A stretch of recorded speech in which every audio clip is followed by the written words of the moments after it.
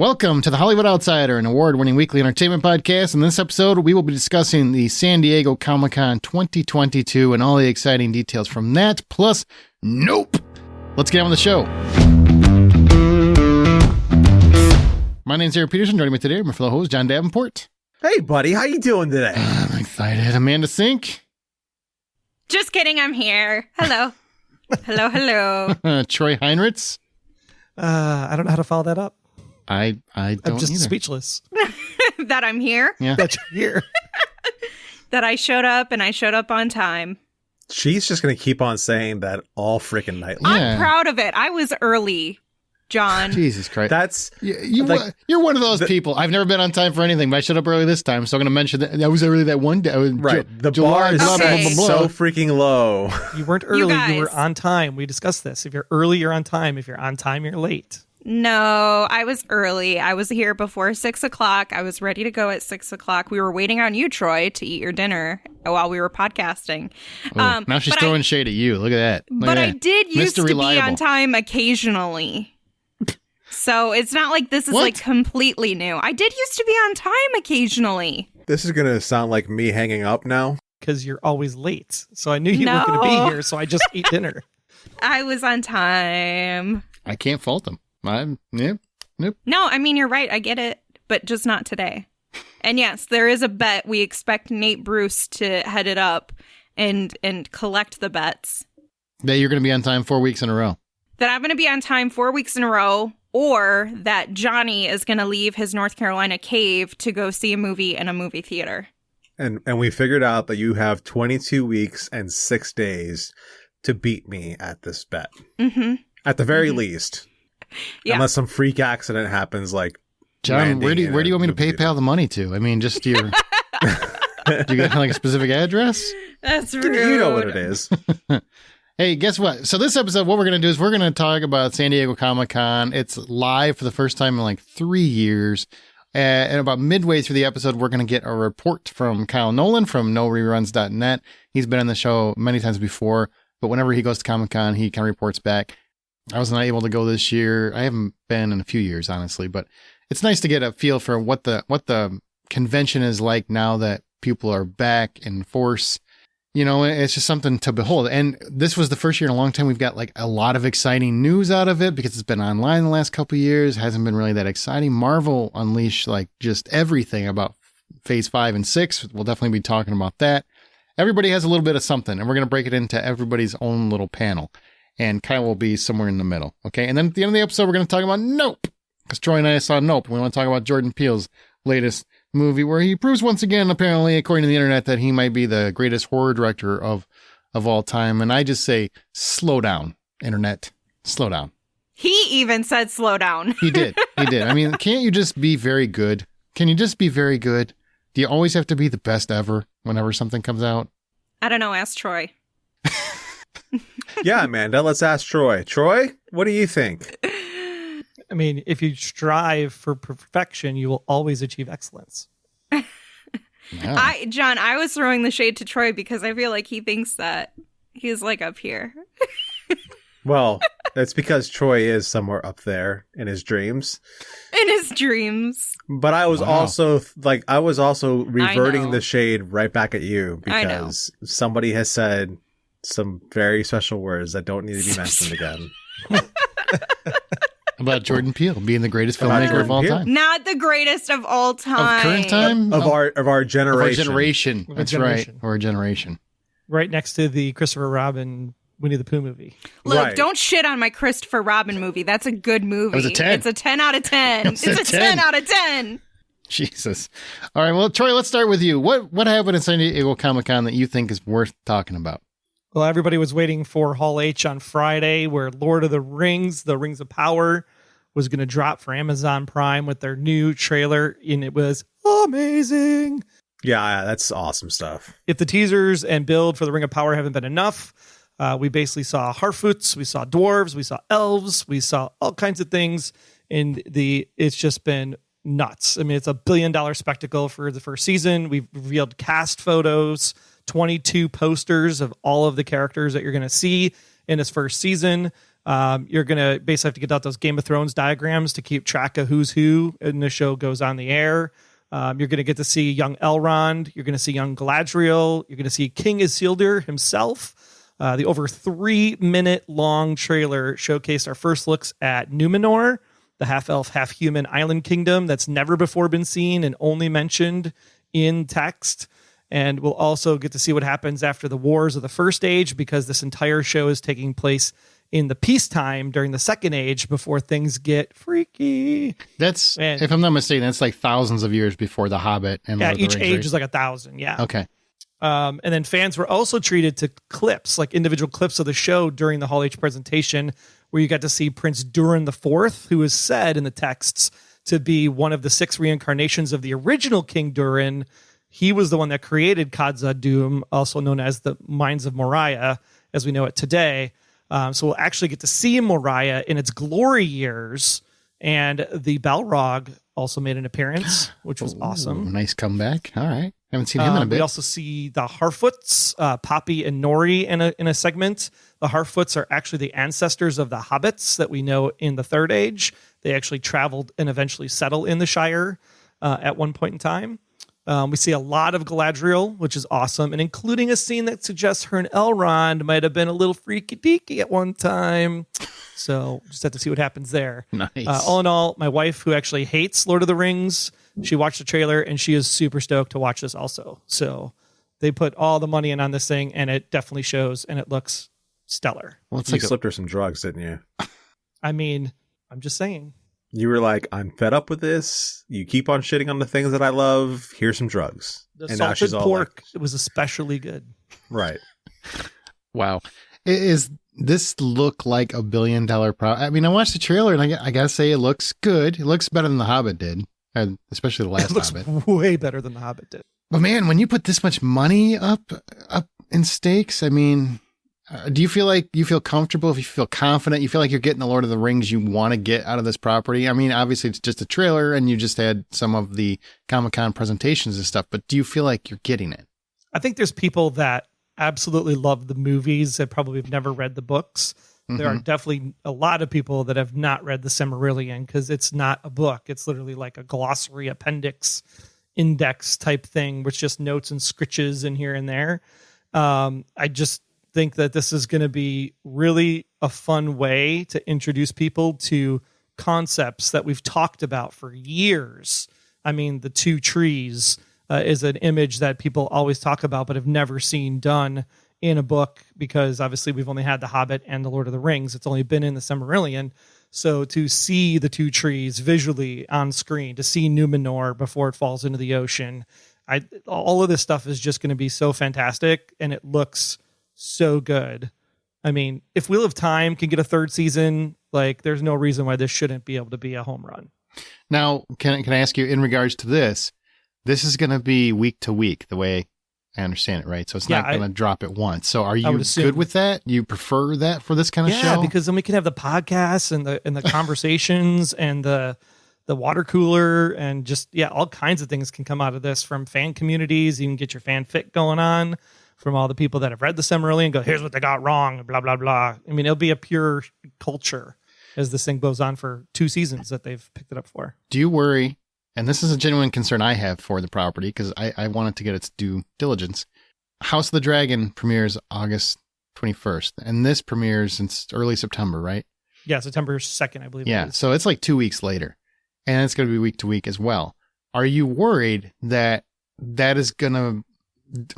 Game of Thrones is going to dilute some of the Lord of the Rings magic? I think you're going to get let down by the first 2 episodes of Game of Thrones and switch immediately over to this. Ooh, bold words. Okay. The gauntlet has been thrown. I think there's space for both of these because they're going to air on different nights. And when you go week to week, you can do that. You can say, I'm going to watch Game of Thrones on Sunday and watch whatever Lord of the Rings on whatever day the 2nd is. Is that a Friday? Yeah, and they serve like 2 different people. One show is going to be for the nerds who like whistle through their nose when they talk and all that other stuff. And the other show would be for the people who like hearing the word say, hearing people say fuck. But apparently there's going to be language and nudity in this Lord of the Rings. With dragons in both. What? In this one? Yeah. Well, no, really? No. Yeah. That just sounds like D&D. That was like the big thing. They were all in an uproar that because there's nudity in Lord of the Rings, it's not Tolkien's work and blah blah blah blah blah. That and sounds it's like wrong. hello, Well, you've only seen the third age, people. The let's second go age could have been easy. all kinds of freaky deaky. It could just mean we see some butt cheeks, right? It might not mean like Game of Thrones nudity because we think Right. Game of Thrones nudity and we're thinking well, it's going to be outright humping. That's not the same that might Yeah. be here. This is more family oriented. Right. We're not talking sausages and hands here, people. Although now I kind of Little sausages. I want to see that Lord of the Rings version. I want to see the Fellowship of the King with sausages and hands. I really do. I think that'd From be good. dwarfs. Yeah. Well, then it seems bigger. Sorry. I'm That's- getting some PTSD flashbacks of Sausage Party. Sorry. I couldn't help it. And the answer of are the female dwarves bearded will actually be answered. Is that a question? The answer is yes. The answer is yes. Really? Yes, Yes, there will be female- there will be bearded female dwarves. Yeah, in female this Lord of the dwarves Rings. have beards. Okay. I don't remember that from the book. I don't really care either way, but I don't remember that from the book. Because there weren't many female dwarves in the book. I don't think there were any, were there? I don't think there were. That's a hell of a book to read. I'm not going to go back and check it. Just get the PDF and then do word search. Yeah. What about you two? Are you guys excited for Lord of the Rings? As excited as Troy is, or even close to it? Definitely not as excited or more excited, but I'm looking forward to it. I want to give it an opportunity.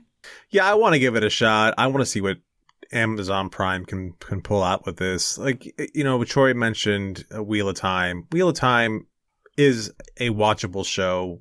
Is it good? I don't know. Probably, maybe, sort of not. But is it at least enjoyable to sit down and watch? Yeah.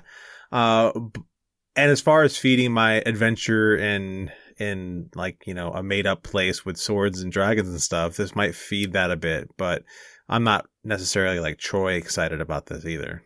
Well, we'll find out when your nose starts whistling.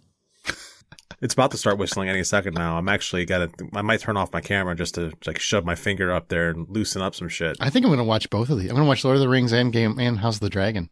And Oh, for sure. Same night, maybe. I might wait for Lord of the Rings and watch it right before Game of Thrones, just to mess it up. I think that would be like a real interesting Venn diagram of characterization you'd have to keep track of. Mm-hmm. I already have to put subtitles on for all of this, so. Exactly. Fair. All right, so Lord of the Rings, which, yeah, $1 billion, they got 2 seasons, so at least you guarantee you get 2 seasons, and Wheel of Time got season 3. You did mention that. It was confirmed, which is kind of surprising, because I thought season 1 wasn't great. It was just good enough, Good enough. you know, to get you through. The All right. magic effects were bad. Anything else? Oh, they really were. Isn't it? That was wild to me. That you watch Wheel of Time, and I'm like, they spent so much money on this show. Why doesn't it look as good as anything on HBO? Anything. Right. I don't get Yeah. it. In the formation of the sword in the trailer that they got for this, I mean, even that effect looks 10 times better than Wheel of Time combined. I hope I gotta be honest, man. It has to stand up. It doesn't have to be the same kind of show, but it has to stand up to Game of Thrones effects wise if it's going to air that close to it. It just has to, or it's gonna suffer. If it looks like Wheel of Time, it's gonna suffer. Yeah. Even for the cost. Mm-hmm. All right, what else you got from San Diego Comic-Con? Number 2, I have Star Trek all day. Picard season 3 is the final season of the Picard series, and Stewart and Gates McFadden were both in attendance. They teased the return of season 1 guests, Riker and Troy.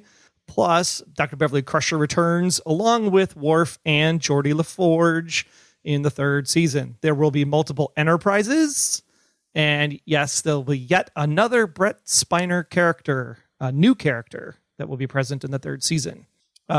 Lower Decks is also going to boldly go into a 3rd season, and there'll be a nice nod to DS9 during Lower Decks, which sounds like they'll actually decommission the space station. So that'll be an interesting thing to see. We might even run into Quark and some of the other folks that stayed on the station after the end of the actual DS9 show. There's also going to be a crossover episode between Lower Decks and Strange New Worlds, which I can only assume is going to involve time travel, since those do not take place in the same exact time period. Oh, yeah. Yeah. And this is the second time there's ever been a crossover option in the Star Trek TV side. You can technically say that Star Trek Generations was a crossover app because Captain Kirk appeared in the movies. But the first time that a crossover event happened was when Riker was in the last episode of Enterprise. So this one will be another opportunity for a crossover, and it's going to be directed by none other than Jonathan Frakes, who plays Riker. That's cool. He's a good director. Awesome. He's a good director. Speaking of Strange New Worlds, Hall H got a promo reel of the first season now completed. It's freaking-tastic. Go watch it. If you've never seen any Trek before, this is the Trek you should watch. Very much stays with Gene Roddenberry's vision, but it makes it very acceptable and adaptable for a modern audience today. Mm-hmm. We got news that season 2 is filming and will feature the return of young Kirk as a lieutenant on the Farragut. There'll be more of Spock dealing with his emotions, and no bones about it. Yes, don't make any bones about it, because there'll be plenty of time yet for Strange New Worlds before it hits that 5-year mission of the original series timeline. So Bones will not be showing up on the show anytime soon. There was no Discovery, no Prodigy news, given the life cycle of those shows are not on the air right now. But there are 2 potential news series that were teased by Braga, and the basically said that there's going to be a female lead for one of those. Very cool. Kate Mulgrew said that she was also very interested in coming back into the live action side versus the animated side, maybe as Janeway again. Well, there you go, John. That's one of your favorites, right? Yep, she is. She's pretty awesome. I gotta say, is this the best era for Star Trek ever? By far. Picard season 2 is amazing. Amazing. Like, bawled my eyes out at the end. Amazing. If you were a TNG fan, season 2 is definitely for you. I think that's why I struggle with it, because I wasn't a big TNG fan. But Strange New Worlds, amazing. I absolutely love that. Love it. And it doesn't matter what William Shatner said when he completely bashed the entire new Star Trek in his own panel, like Shatner on Shatner or whatever it is. Did he really? Yeah, like totally threw shade. And then he basically said, "Fuck Star Wars." So he doesn't care about either one of them, to be honest. Wow. But he's like 102. He can say whatever he wants. Exactly. Yeah, it's true. But just disappointing. Hall H totally showed that the Star Trek love is in full force, which is awesome. That's good news. That's very cool. Let's see. Number 3, The Last Airbender, the Avatar series. Avatar Studios from Paramount Nickelodeon is bringing 3 animated films to life. They first announced this at the Annecy International Animation Film Festival. And at Comic-Con, they revealed that the first movie of the 3 is going to be focused on, wait for it, Avatar Aang and his friends are back.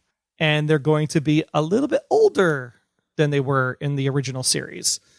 Series creators Brian Konietzko and Michael DiMartino are going to be back, as well as Lauren Montgomery, who is directing the movie. She was a supervisor and producer on the Legend of series Korra, on that one. She was also an artist on Korra, so this is in good hands. I'm super excited to see these 3 movies come to life, animated style. Which will be interesting because they're now films, so if they're going to be able to use the Avatar name is going to be interesting, since that would technically conflict with James Cameron, because when M. Night's movie came out, they weren't allowed to use the Avatar name on the M. Night movie. Maybe it's because it's animated? They might be able to. I don't know. Are you glad that you're getting more Avatar, though? Because I know you're a big fan. Hell yeah. Oh, yeah. For sure. I still wanted to go back and make like an original like Avatar, Airbender, Korra type story, but with the Kyoshi Warriors and Avatar Kyoshi. Would you want a live action one, just not with M. Night involved? Yeah, M. Night can stay away from whatever he does. No M. Night, no Michael Bay. Just give me a good Lord of the Rings version of Avatar: The Last Airbender. That's what we wanted. That could be good. And finally, Apple TV news: Mythic Quest is getting a 3rd season this fall. That's a good show. I've like halfway through it. I think that's a great show. It's funny. It's funny. Yeah. The really 3rd season is going to figure out what happens when everybody kind of leaves the studio and is doing their own thing. So it'll follow that. For All Mankind is going to pack its Mars bars as it goes for a 4th season. Now that they're on the red planet in that show. Invasion and Foundation are also getting 2nd seasons. Invasion is going to be more extreme in the 2nd season because season 1 was the build to the invasion. Season 2 is now like the all-out war. Is that the Sam Neill one? I believe so, yes. Was it? Did you watch that one? I didn't watch the Invasion because I was watching Foundation. You love Foundation, though. Foundation was good. Yeah. Okay. Man, it's a lot to unpack. That's a lot of stuff. Yeah. And it's a lot of stuff that probably not a lot of people care about. I disagree. There's no Marvel and Star Wars in any of that. I disagree. There's a lot of cool stuff. Mythic Quest is one that, I got to be honest, I don't like comedy shows. Typically, I just don't find them very funny. I mean, Schitt's Creek's an exception, very rare for me. I just prefer drama, I guess, or something deeper, darker, whatever, suspenseful, whatever. But that show, for whatever reason, I just love how they are so absurd yet grounded. It's a really weird dynamic that they have.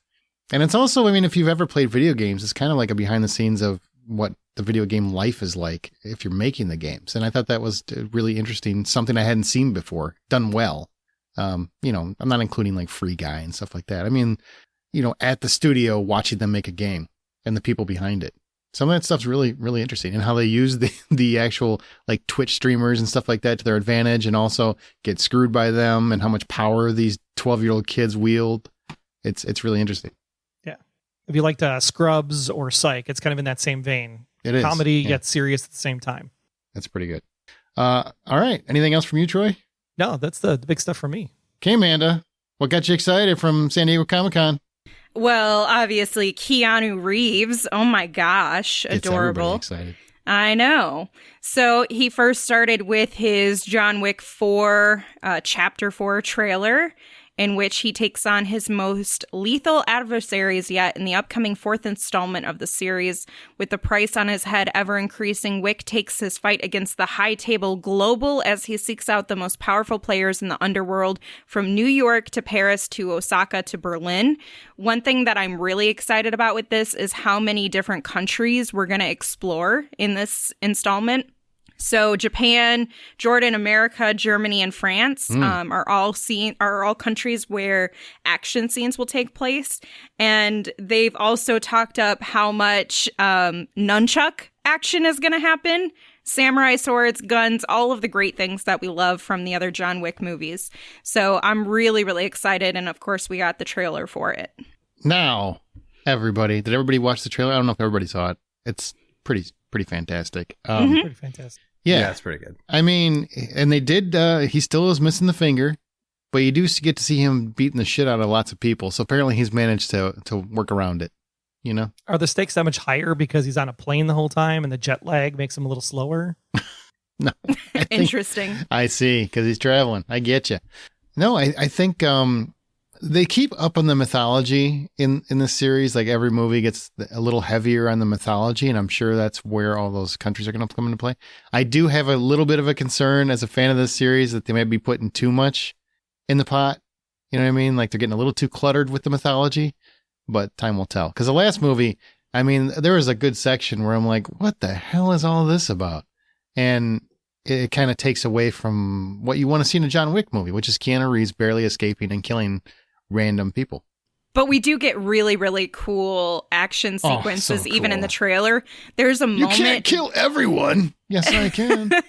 He throws an axe and it lands directly in someone's skull. And I don't know. It looks brutal. It looks fun. I'm here for the entertainment of Keanu Reeves kicking ass. Absolutely. So ultimately, that's what matters to me. Absolutely. Yeah, because if they're going to do the mythology stuff, then they have to see how that Maggie Q property can work in, because I feel it's very in the same vein, same universe type. Oh, well, it's not the same universe, though.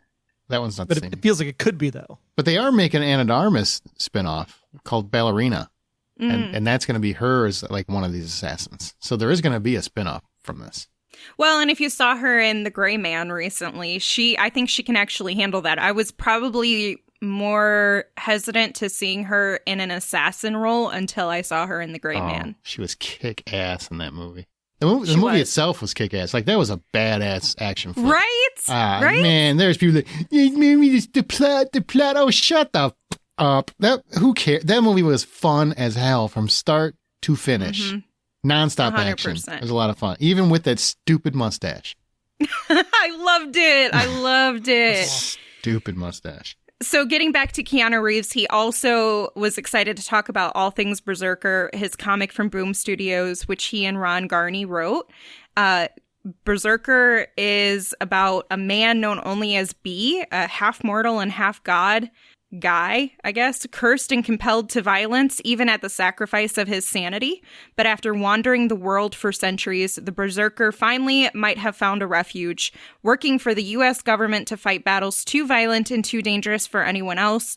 In exchange, B will be granted the one thing he desires, the truth about his endless blood-soaked existence and how to end it. I mean, it sounds really cool. It looks really cool. They are also working, Netflix is working on a Berserker film adaptation where I didn't Keanu know Reeves. that. That's yes, awesome. Yeah. He's going to star in it and he's also going to produce it. And then there's a spin-off anime series coming to Netflix where Keanu Reeves is going to voice the main character. And we did finally get some clips from various pages of the book with Keanu Reeves providing voiceovers. So they gave us a lot of insight into this world. Damn. Obviously trying to build it out into something huge, which I think is really cool. It's kind of crazy. He's going to have like that Liam Neeson career in the later half where he's like an old guy doing a bunch of action stuff, except he's actually capable of doing it. Yeah, and I loved, he had a statement that he said about it. He said, I had this idea of a character who can punch you through the chest and rip arms off, who is cursed with violence and is trying to figure out who they are and reclaim their humanity. And so he pitched this in 2017 and they agreed to try to put it together. And that's why it took a few years. And I don't know. I just really love that there's a lot of compassion between the co-writer and Berserker artist Garney and Keanu Reeves. They all have a lot of compassion and love for each other about this project. And so I think when you have people like that who are that passionate about something, there's no way that it's going to fail. I think it's going to be really good. Love that. Love that. I'm excited. So moving on to Marvel, not all things Marvel. We're going to save a lot of it for Aaron and his panel. Jesus, there's so much stuff to go through. But I'm going to talk about a couple animated things that I'm excited about. The first being Freshman Year, which is the Spider-Man animated series. That is Jeff Trammell, who's the writer and executive producer of it, and teased the audience with concept art of Peter Parker, his suits, and allies like Harry Osborn, Doctor Strange, and Daredevil. Charlie Cox is actually returning to voice Daredevil. So that's kind of exciting for all of us. And I know there's more Daredevil stuff we have to talk about. This series actually takes place before the character's introduction into the MCU in Civil War. They didn't really give us a whole lot of details, but they did show some concept art of Norman Osborn being Peter's mentor in the series, and that it's set to premiere in 2024 on Disney Plus with a second season already announced, which I think is crazy, called Spider-Man Sophomore Year. Any excitement for that one? Just me? It's all right. That's all right. Okay. So I don't watch any of the animated stuff, so I feel bad because you seem very, very excited. I know a lot of people love What If. I just don't get into it. I watched the Captain America or Captain Britain episode. Well, this is the Spider-Man part. We haven't talked about What If yet, but this is just Spidey. I know. I'm just saying. I'm just talking about the animated stuff. Like that's the only animated thing I've really gotten Captain into. Carter part. Yeah, that was cool. Well, speaking of What If, they do provide a look at the second season of What If, and in this one, the Watcher continues to explore the multiverse with new episodes featuring other characters from the MCU, like Thor Ragnarok's Hela. I think that one will be interesting. And they've already, again, announced a third season. And this one, the second season, is set to premiere in 2023, sometime early in the year. And then after What If, they're having... Is that show canon? Is What If canon? It kind of seems like they're incorporating it into the multiverse. They don't specify whether it's canon or not, unless there's something that I missed maybe in another article. John, did you hear anything else about this? It's multiverse related. That's it. That's and actually Multiverse of Madness confirms that everything that in What If is sort of canon on a multiverse level. Yeah.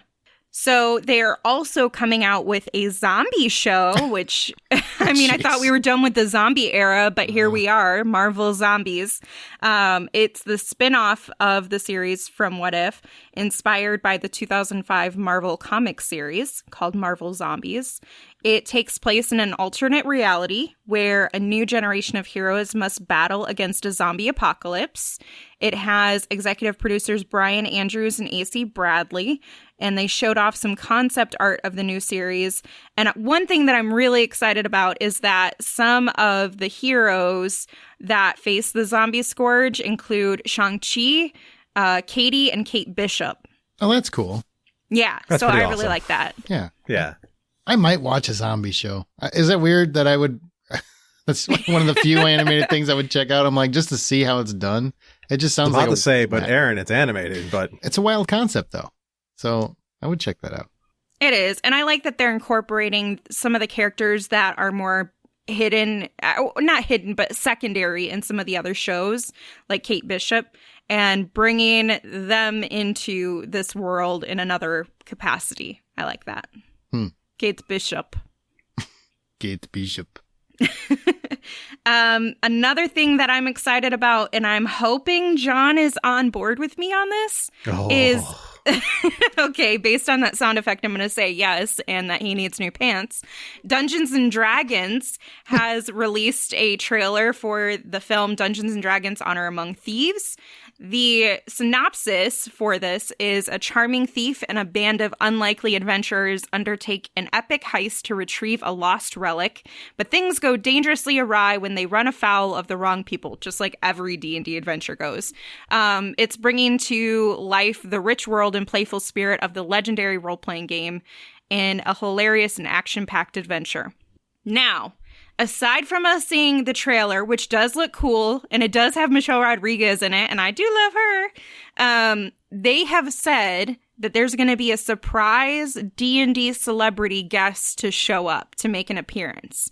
We don't know who that is, but John, who are place your bets? Because it could be Manganiello.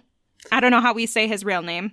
It could be Matt Mercer from Critical Role. It could be Stephen Colbert. It could be any of these people, even Vin Diesel, who are really ingrained into the D&D world and could potentially show up in this. Do you have bets on who you think it could be or who you want it to be? I don't really have a single bet to put into this, but I gotta say that that as far as like a trailer goes, I actually had feelings. Like good, happy feelings. When you look at it, like for me, when they were playing that trailer, I was stoked. Like Chris Pine shows up and he's doing all the planning stuff, and then I realize that he's got a lute. And I'm like, oh my god, they're showing us a bard. Chris Pine is gonna be a bard. That's gonna be insane. And then you have Michelle Rodriguez, who's a barbarian. Justice Smith is a wizard. Reggie Jean Page as the paladin. Oh my god. And then Sophia Lillis, she is obviously a shape-shifting druid, but she also looks like she might be a tiefling. Like she is a tiefling, yeah. They went so deep cuts for this. Like the horn they show us, I think, is the horn of Oculus, and I'm pretty sure that was Vecna we saw messing with the horn of Oculus. So if it ends up doing a Vecna storyline with the horn of Oculus or Oculus, whatever it's pronounced, like I could see easily Matt Mercer or Joe Manganiello being part of this. Yeah. I know that D&D has had a lot of a bad rap, but this looks like it was D&D made by people who love D&D. And you can tell by the fact that they've got a lot of deep cuts there. You see Sophia's character turn into an owlbear. An owlbear! Freaking owlbear! That's amazing! You see, again, you got Chris Pine running around with a lute singing a song, which was really cool. There's a Displacer Beast in there, like all of it. I can't wait. I'm excited. Yeah, they're really trying to play to the people who are longtime fans of D&D, but also it looks like trying to make it something fun and entertaining for people who are not part of the D&D world, which I really like. Like for you and I, we're gonna know what these things are, but for everyone else, it's another monster, and that's fun. And I do think Joe Manganiello is how you say his name, however you say his name. I've heard it I think always. He will be part of it because he was part of the group that actually made the script happen. He actually wrote one of the first drafts of the script for it and rallied around getting the film made. So I'm really hoping that he's involved in it in the, face capacity where he's an actor. But I would love it if they brought in some of Critical Role people too. They have their own animated series that's continuing. They had their own panel in the hall or whatever at Comic-Con. Hall H. Hall H, Was there any more news as far as, because as I understand it, they're only supposed to be doing 2 seasons of Critical Role, but that would make me kind of sad. Yeah, there wasn't any, they didn't really talk about that. It was more of like a Q&A with them.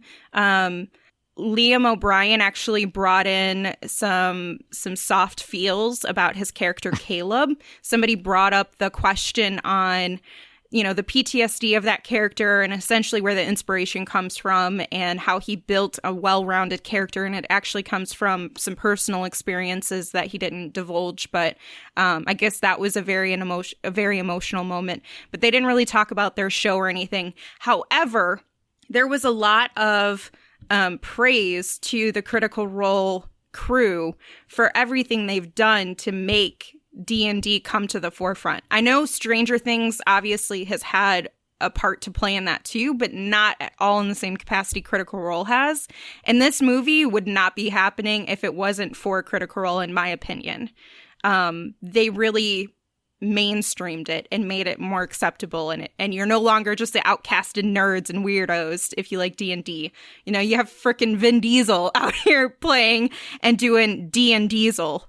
Yeah, like Critical Role is some pretty amazing work in what they've done. So I'm glad that they've actually made D&D or playing D&D a much more mainstream thing, and actually shined a light or shown a light on the more important aspects of D&D. It's not the monsters, it's not the story, it's the characters and what those characters end up doing. I can tell you that I've heard of Critical Role for a long time, and I never really wanted to give it a shot, but because of the cartoon, The Legend of Vox Machina, I gave them a shot, and I listened to 103 episodes before I needed to take a break, and it's some of the most compelling storytelling that I've had to listen to in a long time. And so that's what's got me excited that, like, if this has any sort of roots built in from Critical Role and from Joe Manganiello and from Vin Diesel or anyone who's been putting out D&D content, it really has a lot of love and care into it. And I'm excited for it. So yeah. I don't care about any of that, but it looks fun. Yeah, it looks fun. I mean, that's the best part, is that it looks fun. Yeah, I need to know, does it have dungeons and does it have dragons? Well, it's got dragons. And it does have dragons. And it's got a dungeon. It's going to have a dungeon, I'm certain. And if this comes anywhere close to the Remake This Movie Right episode, we better be getting a royalty check. Oh, good point. Yeah. I remember that one. It's because I wasn't involved, wasn't it?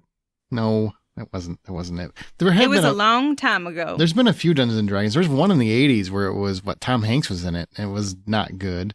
And then nothing has ever really been great. Yeah. Well, that one in the 80s with Tom Hanks was more of like, this is why you shouldn't play Dungeons and Dragons, because you're going to run off and like become a psychopath or something. Yeah, something like that. It was not good. And then they had the Marlon Wayans one. That wasn't very good. He wasn't even like the lead star of that movie, and everyone remembers it as being the Marlon Wayans one. Yep, pretty much. Yeah, but that movie looks fun.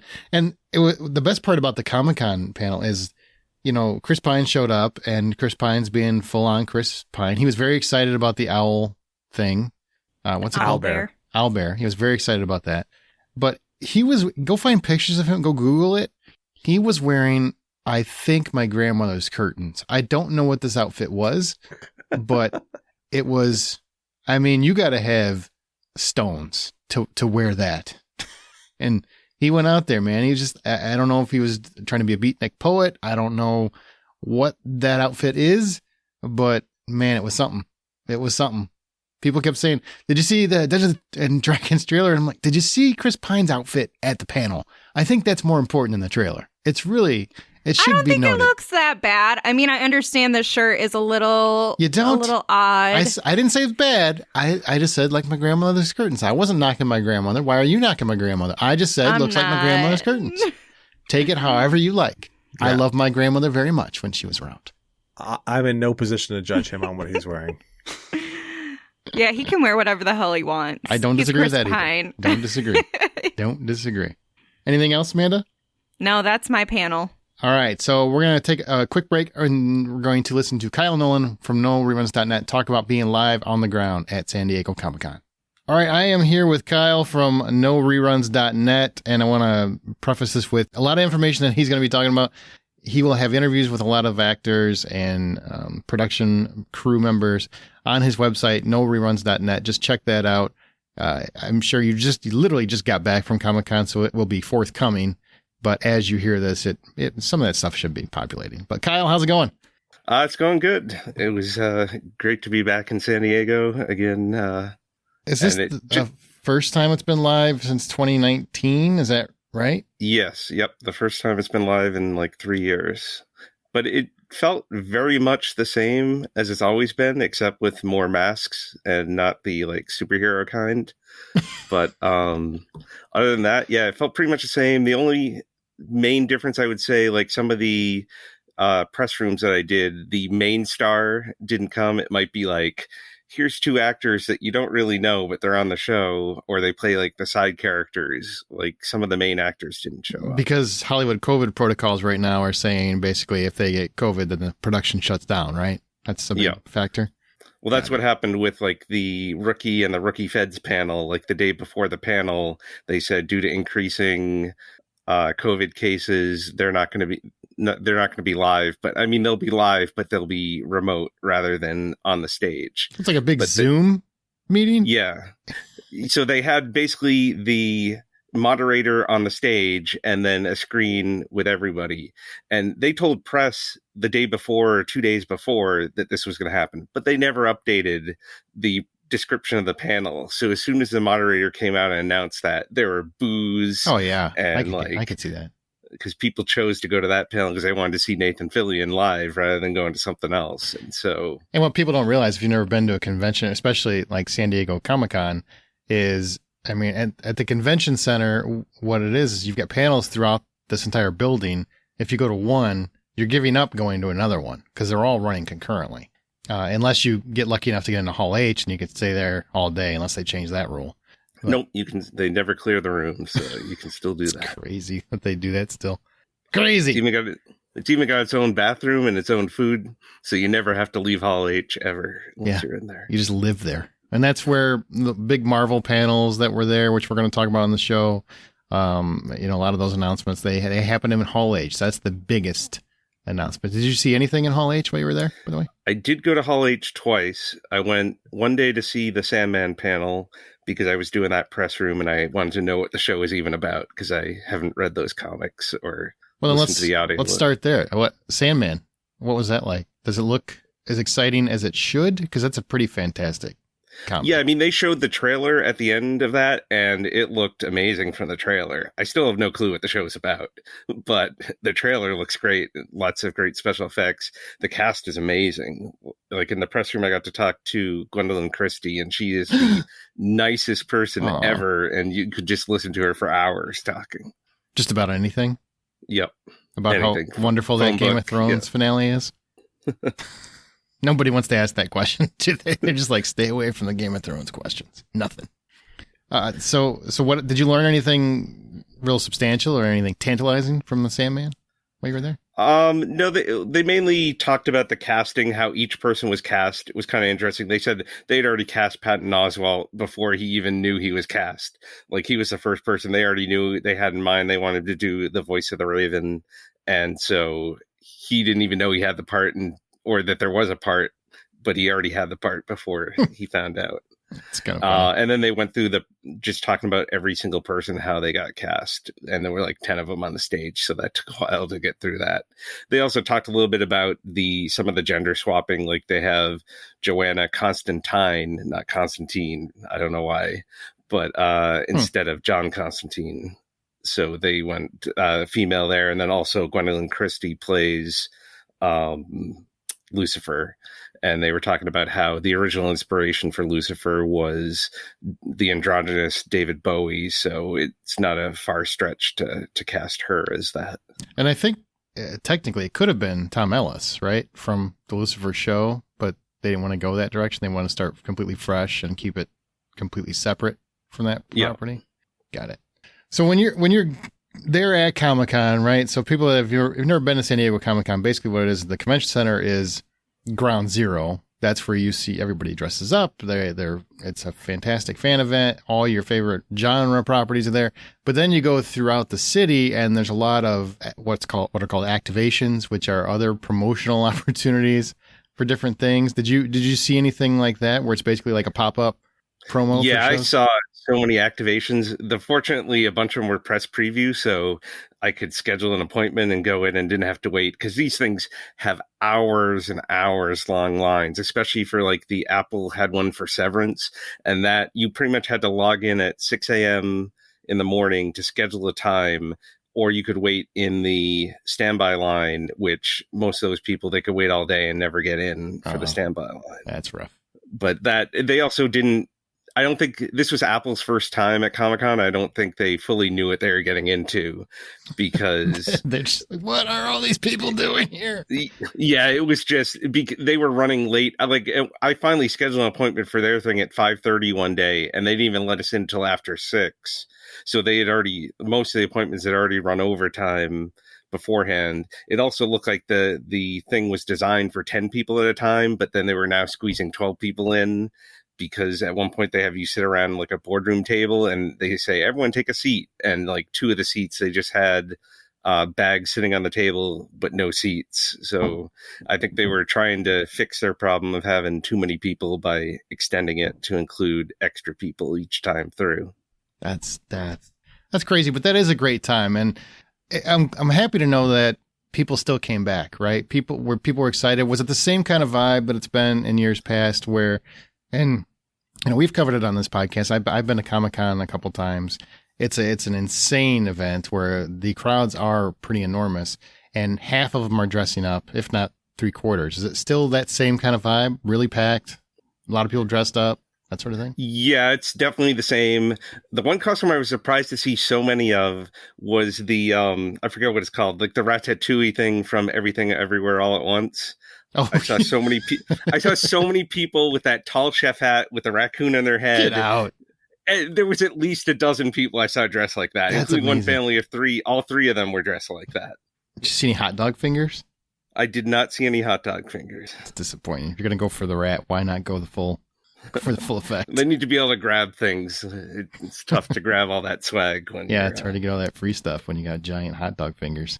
Imagine But I mean, the floor was, I only really went to the floor on Wednesday night, and it wasn't so like overwhelmingly packed like it usually is. I did go in briefly on another day, and it felt that way, but it definitely didn't feel like, oh, there's COVID stuff going on, let's limit the number of people. Like, it felt like a full normal Comic-Con.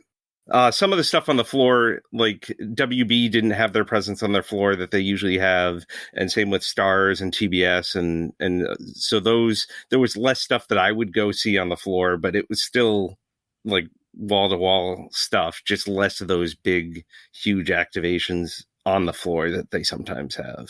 You felt pretty safe. I mean, safe as you can at this point. Yeah, they required masks inside the convention center. So any panel you went to, they required masks. And in the press rooms, pretty much everyone was wearing masks except the people being interviewed, because they're on camera and they don't want to be filmed wearing masks. It's kind of ironic, though, that at Comic-Con they have to require masks. Like that would be a problem for any of them. I mean, they're dressed up as Yoda. They're dressed up as everything you could think of. So that's funny.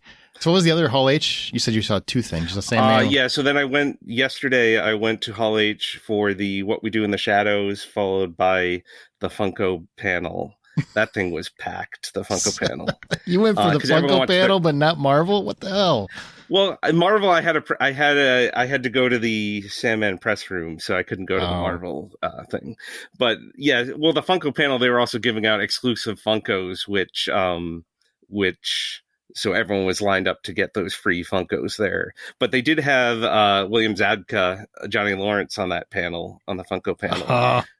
And they asked him what he collects, and his answer was second place trophies. And so,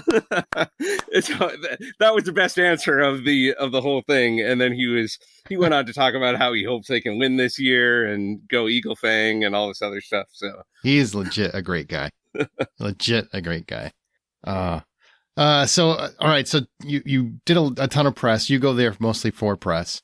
You're sitting, so you go to a press room, and if you don't know what a press room is you sit around a table, and people typically either you move or they move, right? So I don't know which way. Yeah, they move. We typically sit and they rotate around the talent to the different tables. So then you have you could have 3 minutes, you could have 7 minutes. In one room, we had 15 minutes per person, which was insane. But there was only 2 people, so they were giving us. And actually, they combined 2 tables together, so we had just enough time for everyone to get one question in those 15 minutes. So it actually worked out pretty well. That's tough. Did you have any exciting moments or fun, memorable moments from those press outings? So I think in that one where we did the combined press room, it was for this podcast called I Hear Voices, which has 2 of the people that did voices for Kim Possible, and they interview voiceover artists for animated properties or video games and things like that. Yeah. So one of them, Christy Carlson Romano was also in Even Stevens.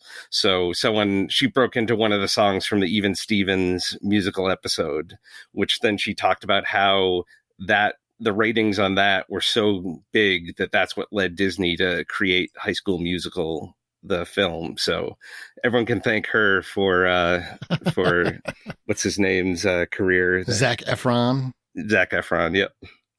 The King. He's a great singer, actually. Well, that's kind of a fun fact. So anybody else pretty exciting that you talked to? Were you disappointed that I don't want to say the A-list talent, but a lot of the top tier talent wasn't there like it normally would be?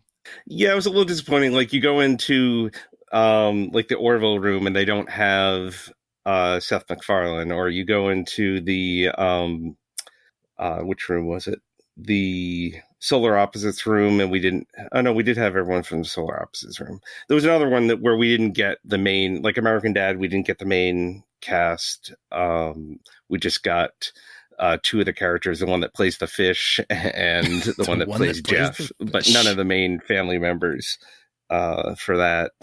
At Orville, when you were in there, did you get a sense or a vibe for season 4? I know some people are hoping. I was surprised they didn't say anything. We never got around to asking if there was going to be a season 4, but why would you bring them to Comic-Con if you're not going to renew them? It also felt odd that they would bring American Dad, where that's on TBS, and who knows what's going to happen with TBS. So these things, it seems like, why would you bring this show if it's not going to get picked up? I wonder, because you got to book them months and months in advance. So maybe they had them booked before they knew. Like American Dad, TBS didn't know that they were going to ditch scripted programming. Could be, yeah. Orville, I don't know. I still think Orville has a shot at a 4th season, because they just made that announcement that all 3 seasons were going to Disney Plus, right? So there's a chance if it finds more people. Yeah, it's a fun show. So tell me something else. Tell me something exciting about San Diego Comic-Con this year that will get people excited to maybe try it next year if they've never been before. I was going to mention the Paramount Plus party, but please, not everyone gets to go to those. No, that's my favorite part. I saw your picture there with Jack Quaid, son of one of the greatest actors of all time, and also a fine actor in his own right. But yeah, so the Paramount Plus, they had a party. They had built this whole 10 Forward bar, like a recreation of the bar from one of the Star Trek series. And so they were hosting a party basically in that activation, and then the bar next door to it. But they had casts from Lower Decks, from Strange New Worlds, and the Orville cast was there as well. So they were all just wandering around taking photos in this blocked off area that regular people couldn't get into. But then they started to mingle with everyone else. So yeah, I immediately we followed Jack Quaid for a while. I have to admit, before you're stalking him, basically. Is that what you're saying? Somewhat, yeah. But once we had our opening, then he was at the bar, and so all of us walked up and were one-on-one getting photos with him, and then also Ethan Peck, who plays Spock on the new Strange New World series, was also around there. He was incredibly nice, introducing himself to everyone like no one knows who you are. Like, hi, I'm Ethan Peck. Aww. Like, we know who you are. Yeah, that's cool. And so he was incredibly nice, shaking people's hands, thanking them for coming out and talking to him. And I should say, if some people might not even know, Jack Quaid is Huey on The Boys, if you didn't know who that was. So just so you know. Yeah, he also does a voice on Lower Decks, which is the reason why he was at that. I didn't know. Party. I didn't know that. Did you happen to call him the C word when you saw him? I did not. So somebody should agree to him. At the Funko panel, someone William Zabka said that his superhero power that he wanted was teleportation, and someone from the audience screamed, "Will you be nude?" And he didn't get the reference. So he was just confused why he would want to teleport nude. That's kind of amazing. Anson Mount? Was Anson Mount there? Big fan of Anson. He was wandering around there. He's one that we also stalked for a while, but then they all had their own bodyguards, and he was taken away for a while. One of the pictures I posted is a selfie because me with him in the background, because that counts. You can see him over my shoulder. So I do technically have a picture with him, but it's not really a sanctioned picture. I'm a big fan of his. Long before Star Trek. Just Hell on Wheels is one of my favorite shows. I just love that show, and he was I enjoyed that as well. Yeah. So, for people that might be wanting to go on their own, still not the cheapest thing to go to, right? It's still a pretty pricey endeavor when you take in travel and hotels and. Yes, definitely. Yeah, the hotels can add up, and same with the flights. It's also very tough to get a ticket if you haven't gone before, because they basically have two lotteries. One is the first lottery they have is for returning people, where then you can go and try to buy a ticket for the next year, but you can buy them for people that haven't been before. I think you can buy up to 4 when you get in, but then those that they only sell about half the tickets there. And then they have a second lottery that's a general lottery, and so everyone can get into that. So you maybe have a 10% chance of getting a ticket. It's very tough. It's kind of tough. Yeah, it's kind of tough. And you went as press, I've been as press. It's a different system, but it's still kind of a pain in the ass. I mean, it's not. I mean, you do get a little bit more of an advantage, I think, but overall, I mean, it's just hard to get a ticket to Comic-Con, no matter what way you're going, and it really sucks for people that have to wait in those lines because you. I remember my buddy was trying to go 3 years in a row and never got a ticket, and then he finally got one. So it can be a process, man. It can be a real process. Yeah, but it was definitely back to business as usual this year. And was it exciting? Because the announcements, man. I just felt we're back. It's back. Yeah, I was following the Marvel announcements on Twitter while waiting in line in another room. I was seeing all the different posts with their giant photo of their huge lineup for. And you're movies. I wish I would have been there. That would have been a cool one. Oh, well. Henry Cavill never showed up, by the way. That was the rumor that Henry Cavill was going to show up and announce some Superman deal, and that didn't happen. So, damn you, Comic-Con. Damn you. Yeah, they did have a Doctor Strange thing for the DVD release of the new movie, where basically they had the the whack-a-mole game with the Papa. Pizza Papa? Pizza Papa, yeah. So they announced there was going to be some special visit to that thing. My first thing was, Doctor Strange is going to be there. Of course, it wasn't Benedict Cumberbatch, but it was, what's his name? Bruce Campbell? Bruce Campbell did show up there. He's always at Comic-Con. Every time I've been to Comic-Con, Bruce Campbell's been there. I think he lives there. All right. Well, everybody can find more at noreruns.net. Find all those interviews he's talking about. Sandman sounds like it's going to be pretty fantastic. And I'm glad you got to hang out with Huey. That's pretty cool. But you really should have called him a So, all right, man. I'll let you get back to it, and looking forward to the interviews. Yep. Thanks. Hey, you know what? Our show is independently funded, therefore all the expenses are from our own pockets, and Patreon helps fans support the favorite podcast. Once you sign up, you get immediate access to all the content in your respective tier. We've got a bad movie night that's dedicated there and unedited on that feed. We also have a monthly bonus episode. Whatever you want to do, subscribe to whatever tier you want to help support the show. It really does help us, and it's a big benefit to the podcast. Patreon.com/The Hollywood Outsider. That's patreon.com/The Hollywood Outsider. There's a new Transformers episode of Bad Movie Night on there, and Troy loses his shit. So let's go back to San Diego Comic-Con, and now it's John's turn. What excited you, sir? Oh, but the first thing I want to talk about that excited me was the Hall H panel for Black Adam. So there's a lot of cool things that really happened. The Rock comes out in full Black Adam regalia. They put up a screen behind him that you see all the lightning bolts flying all over the place, and that was pretty cool. It was nice to really sit down and listen to what they were saying about why they're both happy that the movie got pushed back for effects reasons because of the pandemic. The effects houses were all backed up in their production schedules. So that's one of the reasons why we aren't having Black Adam coming out this coming weekend, which is July 29th. Instead, it's going to be coming out October 21st. And it's probably going to end up being a much better situation for them as far as a release schedule goes. Then they played the trailer, the newest version of the trailer that came out, and you got to see some really great looks at Black Adam, which of course you're going to see him in the trailer because it's his damn movie. Mm-hmm. You got to see Hawkman, so Aldous Hodge, more Hawkman things. You got to find out more about what kind of character Aldous Hodge is playing as Hawkman, which is Carter Hall. And he is more of like an animalistic, he's very much, for those who don't know who Hawkman is, he's kind of like DC's he's kind of like DC's Wolverine. Goes into a fight, he's brutal, he's just a monster at fighting, and it's just dangerous to meet up with him. The difference is that he's Hawkman, and you can take that for whatever it is. You got to see some great shots of not only Pierce Brosnan, but Pierce Brosnan as Dr. Fate, and the fact that they're doing a Dr. Fate portion to this. You get to see more. Is that a big character? Is that a big character in He's DC? a huge character in the DC world. He's a huge character.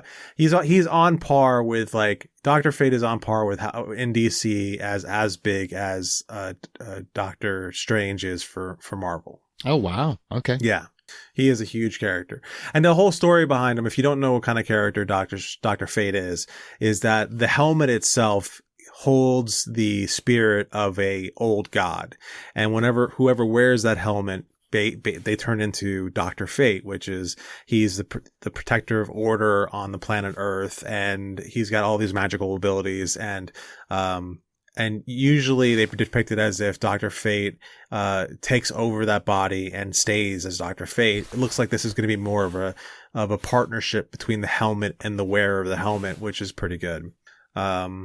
There were a couple things that people were brought up. One of the things that I thought was noteworthy, because I'll get to it in a second, but somebody did ask if there's going to ever be a time where we'll see Black Adam get into a fight with Superman, and who would win that fight. And The Rock kind of turned around and said, well, it depends on who's playing Superman. Otherwise, it's pound for pound, pretty tough fight. And people thought that was a bit of a jibe towards the fact that we don't know the fate of Henry Cavill playing Superman anymore, which, if you weren't paying attention to the news before San Diego Comic-Con, there was a lot of articles from a lot of reputable places that were talking about how we were going to get something from Henry Cavill and get some really big news. We got nothing of that. That was very disappointing. That's probably the most disappointing of everything, because I was stoked for that. Oh my God. I was ready to flip a table is how upset I got about the whole thing. Cause Henry Cavill's my Superman. I want to take a moment to really point out, Marvel really won the show. They brought everything they possibly could to Comic-Con. Aaron's going to tell you a little bit more about it. DC was obviously absent a few of important things, and those important things are things that will make sense as to why they're absent. We did not get anything from Aquaman, a movie that's coming out in not too long of a time. We did not get anything from Flash, another movie that is coming out. Obviously, there's a lot of BS going around those two movies because they got some messy stuff they going got on, some drama, personal drama going on behind it. Some staffing issues. Yeah, some staffing issues for sure. There is some speculation that one of the things DC is going to do is they're going to bring back the DC fandom. Though there's no date for it yet. There's no time set for it yet, and Discovery might decide not to do it at all. However, this DC fandom is something that's not quite as interactive as Hall H is a Comic-Con, so it might be a safer place for them to showcase those things if they do bring it. And if they are going to do it, that might be some place where we'll end up getting some sort of like final word on what's going on with Henry Cavill's Superman. Could have been a problem. I mean, I'm sure once they got there, they heard that Marvel's unleashing phases 5 and 6, and they would blow their announcements out of the water for a big portion of it. So that's probably true too. Yeah. Although I'm pretty sure if they got the Henry Cavill's doing Man of Steel 2, it would have rocked the damn house. Yeah. I mean, Johnson got booed. I don't know if you heard that, but he got booed when he didn't confirm Henry Cavill was going to be Superman. So yeah. Yeah, I mean, I think to John's point, when they have Marvel doing their phase announcements, they're better off doing their entire own event because they got so much publicity when they did their DC fandom. And so I'm kind of on board with them doing that again. I don't feel like Comic-Con has to be where they make all of their huge announcements, even though it's historically been where you make all the best announcements. I think they can just do their own thing, and then they don't have to compete with Marvel. And that gives them time to sort out their own shit. Yeah, right. Before the pandemic, everybody was moving to their own event. You had, this is the first really big event in 3 years. So you were getting a big Marvel event. You were getting a big Star Wars event. You were getting this would be, if they did fandom, this would be the third year fandom, which is in line with their own event. So it's not anything new. I think what the pandemic might have done, if anything, was bring everything back to Hall H. Yeah. Well, it did. It did a great job of it too. Yeah. And the Black Adam trailer looks pretty great. I'm actually pretty stoked for that.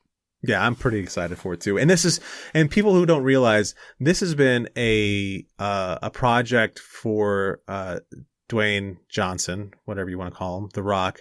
He's been advocating for this story to be told since 2009. So for him to finally get the opportunity to do this story and is awesome. So from here, I want to go ahead and move into Shazam and Fury of the Gods. We finally got a trailer for that.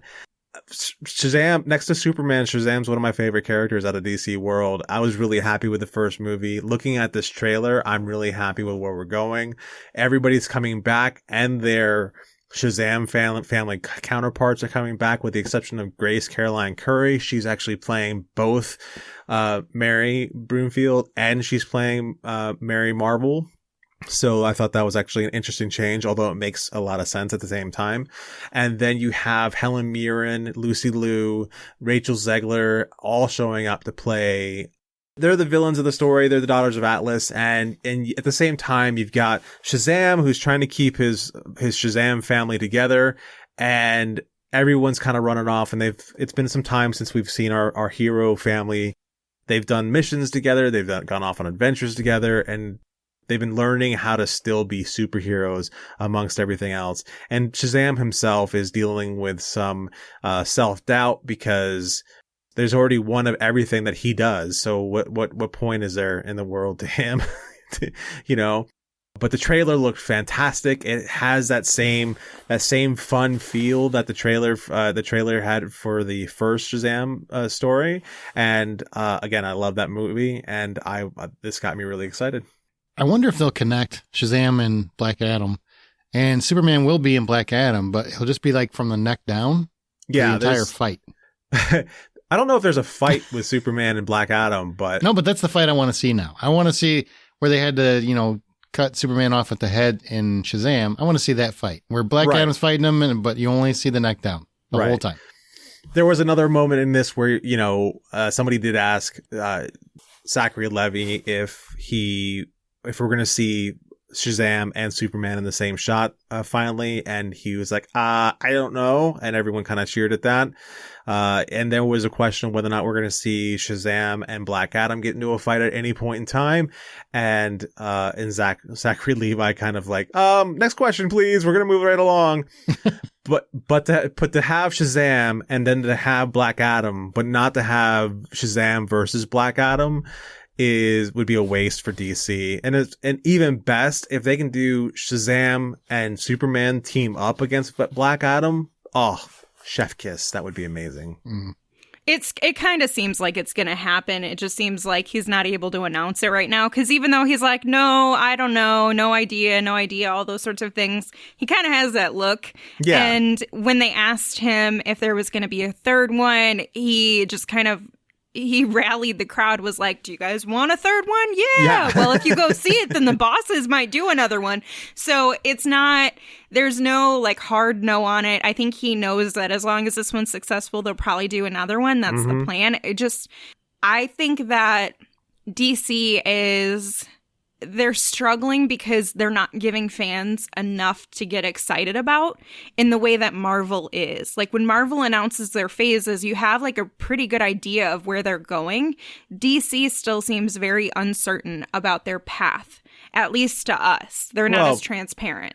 They're not as transparent, I'll give them that. But at the same time, like, you can have Kevin Feige go, and here's Robert Downey Jr. farting on the snare for 3 hours. Everyone be like, yes, I wanted that story my entire life. It was based on that comic I grew up on that nobody knows about. Right. This is the comic where Iron Man actually drinks his own urine for whatever else. Yes, that's all. That's the whole story from beginning to oh my god! Like that's what Marvel can do right now. So, not that I hate Marvel. I love Marvel. I hate some of that other stuff that goes along with it. And finally, we got a great trailer for Sandman. So that's coming out on Netflix. So for those who are uninitiated, a little bit of background on Sandman. There's another world that awaits for all of us who close our eyes and we sleep. It's a place called Dreaming, where the Sandman, master of dreams, gives shape to all of our deepest fears and fantasies. But when Dream is unexpectedly captured and held prisoner for a century, his absence is set off a series of events that will change both the dreaming and waking worlds forever. To restore order, Dream must journey across different worlds and timelines to mend the mistakes he's made during his vast existence, revisiting old friends and foes, meeting new entities, and both cosmic and human along the way. So this is a property that was developed by Neil Gaiman for DC Comics. It is a widely loved series of comics that was produced. Neil Gaiman has actually Neil Gaiman has actually said that he has spent the majority of his life for the last few years trying to make sure that the wrong people did not make this. That's a lot of effort. Yeah, that's a lot. A lot of people. That's a lot of effort. So, looks stunning. Trailer looks stunning. It does look pretty amazing. And the ensemble cast includes people like Boyd Holbrook, Patton Oswalt, Gwendolyn Christie is Lucifer, Charles Dance, Jenna Coleman. Oh, I love Jenna Coleman. David Thewlis, Stephen Fry. Like, it's got a pretty amazing cast. It looks stunning. What did you guys think about this? I mean, I think it looks exciting. I'm just curious to see like how many of the endless they actually go through and cover. And how long that's going to stretch out over multiple seasons as it comes through. Could be fantastic. Could be. That's a hard property to adapt. So I really hope they put the miles in. What do you think makes it difficult to adapt? It's a tricky story. Yeah. I mean, you really have to read it to understand why it's so tricky, but it's one of those where it works great on a page. I don't know how well it's going to work in a visual medium. Like, well, that's not fair. Comic book. In terms of being realized as it's hard to explain. It could lend itself why. better for animation, but it's gonna be hard to do live action. Yeah, it is. I mean, it's just very, very tricky. I think the effects are there, and if you've got the right artists and you put the pieces together well, it could work. But man, you get it wrong, it's going to be cheesy as hell because it's got a very unique tone. Does that make sense? It does make sense. Absolutely, and that's why It's why Neil Gaiman has spent the last 30 years of his life trying to make sure that the bad versions of this never get made. Yeah. Yeah. Well, he's there, so it'll be good. I think. I have faith in him. Yep. He hasn't let us down on some of on his properties that have been turned into movies and shows yet. Nope. Anything more, John? Oh, that's what I've got. All right. So now we're going to move on to my panel and a little bit of Marvel. A lot of bit of Marvel, all about Marvel. But first, Walking Dead. So we did get confirmation the final season is going to start in November 20th. That's the final season, quote unquote. What bullshit. The final season before all the other shows come out, because there's going to be a Tales of the Walking Dead, another spinoff, because we need more spinoffs. But Terry Crews is going to be in that one for at least an episode. So therefore, definitely going to watch at least one episode of that. The Rick Grimes movies that were going to happen, you know how he's going to get 3 movies?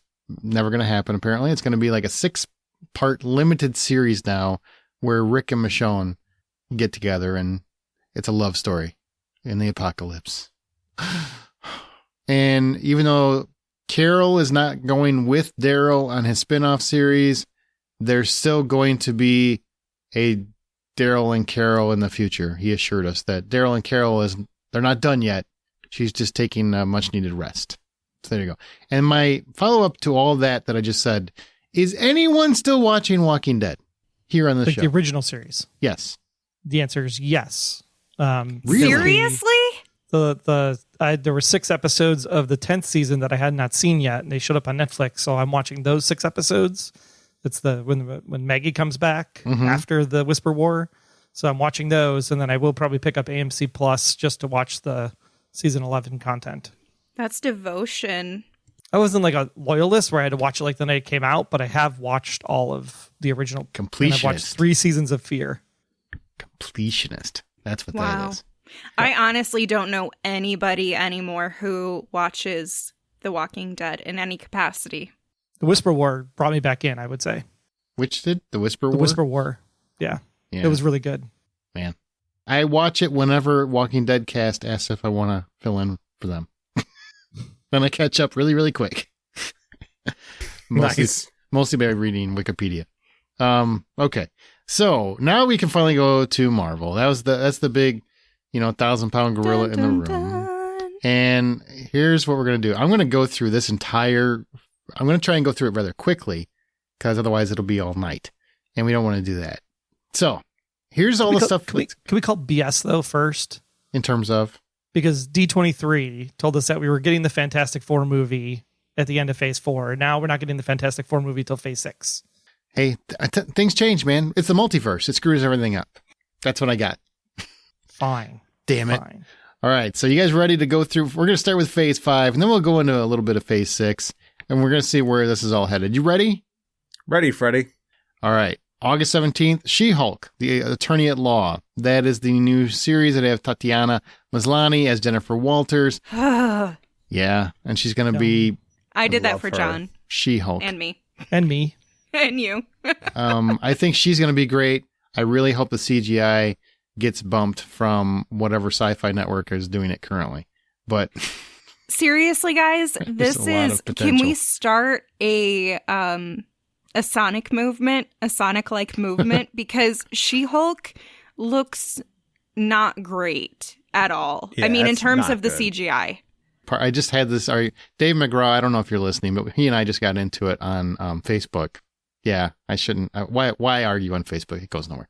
But he was telling because he found some YouTube video where VFX artists were arguing that this actually isn't bad. It's actually pretty good. It's just because it's humanistic features and your eye can't.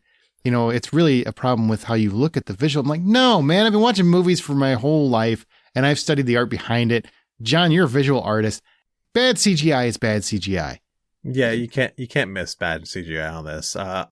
It's better than it was. It's better than it was. Yeah. She is still a little Gumby-ish, but the thing I think might be difficult for the CGI on her is that they're trying very hard to keep that soft feminine appeal to her. Mm-hmm. Uh-huh. And it's turning a little Gumby-ish. Or Fiona from Shrek. Right. I can see the Shrekness. I mean, not on Tatiana, but like her No, character. she's lovely. Everything about the show I love, except for the effects, like the tone, her performance, everything. Breaking the fourth wall, I thought was actually very clever. There's a lot in it that I think works. It's just the effects are. I mean, obviously it's a trailer. Could be better. She before. played 10 different characters with like no alteration, just costume changes. Like, Seriously. they could have just left her the way she was and made her green. You don't have to be super muscular to be strong. Do it Ferrigno style, right? Just paint her up. Yeah. Well, that's coming out in August. And then November 11th, oh, we got this trailer. Black Panther Wakanda Forever. Oh my God. Now, all we know is that they're obviously mourning. They're going through a mourning period. They're obviously, T'Challa is seemingly dead in this universe, and which would make sense with Chadwick Boseman passing away. But we also get the rest of the cast. Lupita Nyong'o's in here. Letitia Wright's in here. She's got top billing. And then at the end of the trailer, you see someone has donned the Black Panther costume. They have not said who that someone is. My guess would be Letitia Wright, his sister, Shuri, is going to be the one that's donning it. But that's a guess. I don't know that for certain. Anybody have an opinion? Guess? That's the going in assumption. It was a great trailer, though. Really, really moving. Really moving. All right, that's the end of Phase 4. Well, I'm sorry. Actually, there's something else that we forgot to mention in this. What? In the trailer is the first shot we get to see of Namor. Oh, yeah. He's basically Aquaman in Marvel. Yeah, he's Marvel's Aquaman. He's supposed to be like smart Aquaman, as what Namor kind of is. Also, something that I noticed on one of my watchings of this trailer was that I'm pretty sure that we see Riri Williams in this, who's Ironheart, for those who don't know. But Riri, Oh, okay. yeah, I'm pretty sure that this is going to be their way of introducing us to Riri Williams, because at one point you see Shuri do the hug another girl, and then that later on in the trailer, that other girl is carving out a heart in a piece of steel that's kind of chest shaped. So I'm pretty sure we're going to actually see Ironheart as well. Okay. Well, that's coming up. That's part of Phase 5. So moving on to Phase 5, I'll be a little quicker as we go here, because now we're just racking them up. So Ant-Man and the Wasp Quantumania comes out February 17th, 2023. That's the first film of Phase 5. And that's going to be the introduction of Kang the Conqueror, who's played by Jonathan Majors, in the universe, in the MCU. Now, granted, it wasn't Loki, but we're talking the cinematic universe. So this is the first time we see him in the movies. And he's going to meet Scott Lang, and there's going to be some issues along the way where he has to deal with his daughter Cassie. Hope returns, Hank returns, Janet returns. So the gang's all there, and I believe there's a cool cameo from one Bill Murray at some point, because he showed up in Hall H. It's very public. This is not a spoiler. It's all over the place. Is there a micro cage match though? For Quantum Mania? Maybe. But it's a very important film, because Kang is going to be part of the Phase 6 Avengers movies, which I'll talk about in a minute. So pay attention to Kang, because he's going to show up in different forms throughout the movies, unless I'm mistaken. He's going to be like a formidable opponent, and unlike Thanos, he's going to show up in different forms, unless they've changed something about Kang. But that's the Kang that I know of from the comics, that he can kind of change form. Am I misremembering that, John? You're a little comic aficionado. It sounds about right. There's different, what they're hinting at through Loki was that there are different visages for Kang. Sure. And you might get a shot of MODOK in that, so keep an eye out. Secret Invasion is a TV series coming spring 2023. It's going to be at Disney Plus, and that's where Kobe Smulders is going to team up again with Nick Fury, Sam L. Jackson's Nick Fury, and we're also going to get the Skrulls are going to be involved. You're going to get Rhodey's going to be involved. You're going to get Everett Ross, Martin Freeman's character. Then Amelia Clark is going to be in this at some point. And it's a very paranoia, foreboding kind of tale. It's supposed to be like a dark and gritty political thriller, very much akin to like Winter Soldier. And that's going to be part of Phase 5. Comes out spring 2023. Guardians of the Galaxy 3. That's coming out May 5th, 2023. They actually launched the trailer, but the effects weren't done, so they haven't released that to the public. So keep an eye out. I'll bet you it's coming soon, because I'm sure they've got a bunch of crappy copies floating around the internet, and Disney does not want you to watch that. They want you to see the sexy stuff. So keep an eye out for that. And, it sounds like it's going to be much more about a tale about Rocket. And also we're going to get a little Will Poulter as Adam Warlock in this. So that's pretty exciting. Then in summer 2023, we get the Echo TV series, which is based around the character from the Hawkeye series. If you haven't seen that, be sure to watch that. She's actually a very cool character. Loki season 2 comes out summer 2023 as well. So we're going back to that. No word on if everybody from season 2 is returning, but I'm sure we're going to get more of Loki making out with himself, essentially. That'll be important. Any of these getting people excited yet? Or are these pretty much like, okay, so far? Most of it's okay. I'm excited about a lot of it, especially the Hawkeye character and Loki. Mm-hmm. I really, really liked Loki, and Echo was a cool character, so I'm interested in those. I do believe that there is some talk that we're going to be seeing Matt Murdock show up in Echo, but I think Shh. You're spoiling me. I wasn't there yet. Oh, I'm sorry. Son But of a we bitch. did forget to mention that in the trailer for She-Hulk, at the very end of the trailer, you can't miss Daredevil. Oh, yeah, Yeah. absolutely. Yeah. Okay, so I guess we're just going to go ahead and spoil my big thing there. But yes, Daredevil is definitely coming back to the MCU, and I'll talk more about what he's getting, but he will be popping up in random shows. So I hope you really love Daredevil, because Daredevil's coming Give back. me Punisher. Yeah, that's what I want is Punisher. Give me Punisher. I love the comic Daredevil. I have never loved Charlie Cox's performance of Matt Murdock. I've always thought he was rather mundane. And D'Onofrio was great in The Rage, but everything else was cheesy. So I'm glad Daredevil's back. I don't love Charlie Cox, but it's under new management. So it could be completely different. So I'm looking forward to seeing what they can do with it. Now, the first movie that gets me excited in this phase is November 3rd, 2023, when Blade is finally hitting theaters. Now, I'm pretty sure it's going to be PG-13.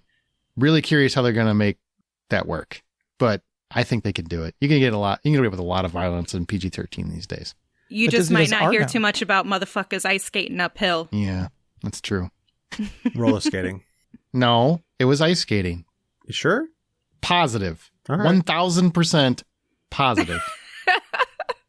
And the fact that you want to question me on this is making me sad for you. Because I got this shit. I got a tattoo on most of this quote, man. Some motherfuckers are always trying to ice skate uphill. Mahershala Ali is going to be Blade. Some people have called it The Blade. I don't know why they said that, because the title card is very clear that it's just Blade. And by the way, I can almost hear in my head John Googling what's the quote from Blade, and also being very disappointed when he realizes how right Amanda and I are on this. No, I've absolutely moved on for the moment. It's you who's still stuck on it. You're that offended. I am He's that like, offended. how could you get that think wrong? that I don't know this? Jesus. I'm currently trying to figure out what the hell went wrong with the crypto market today. That explains a lot. So Ironheart comes out fall of 2023. That is the character that John was talking about. I don't know anything about Ironheart, but apparently Riri is the character that was in that.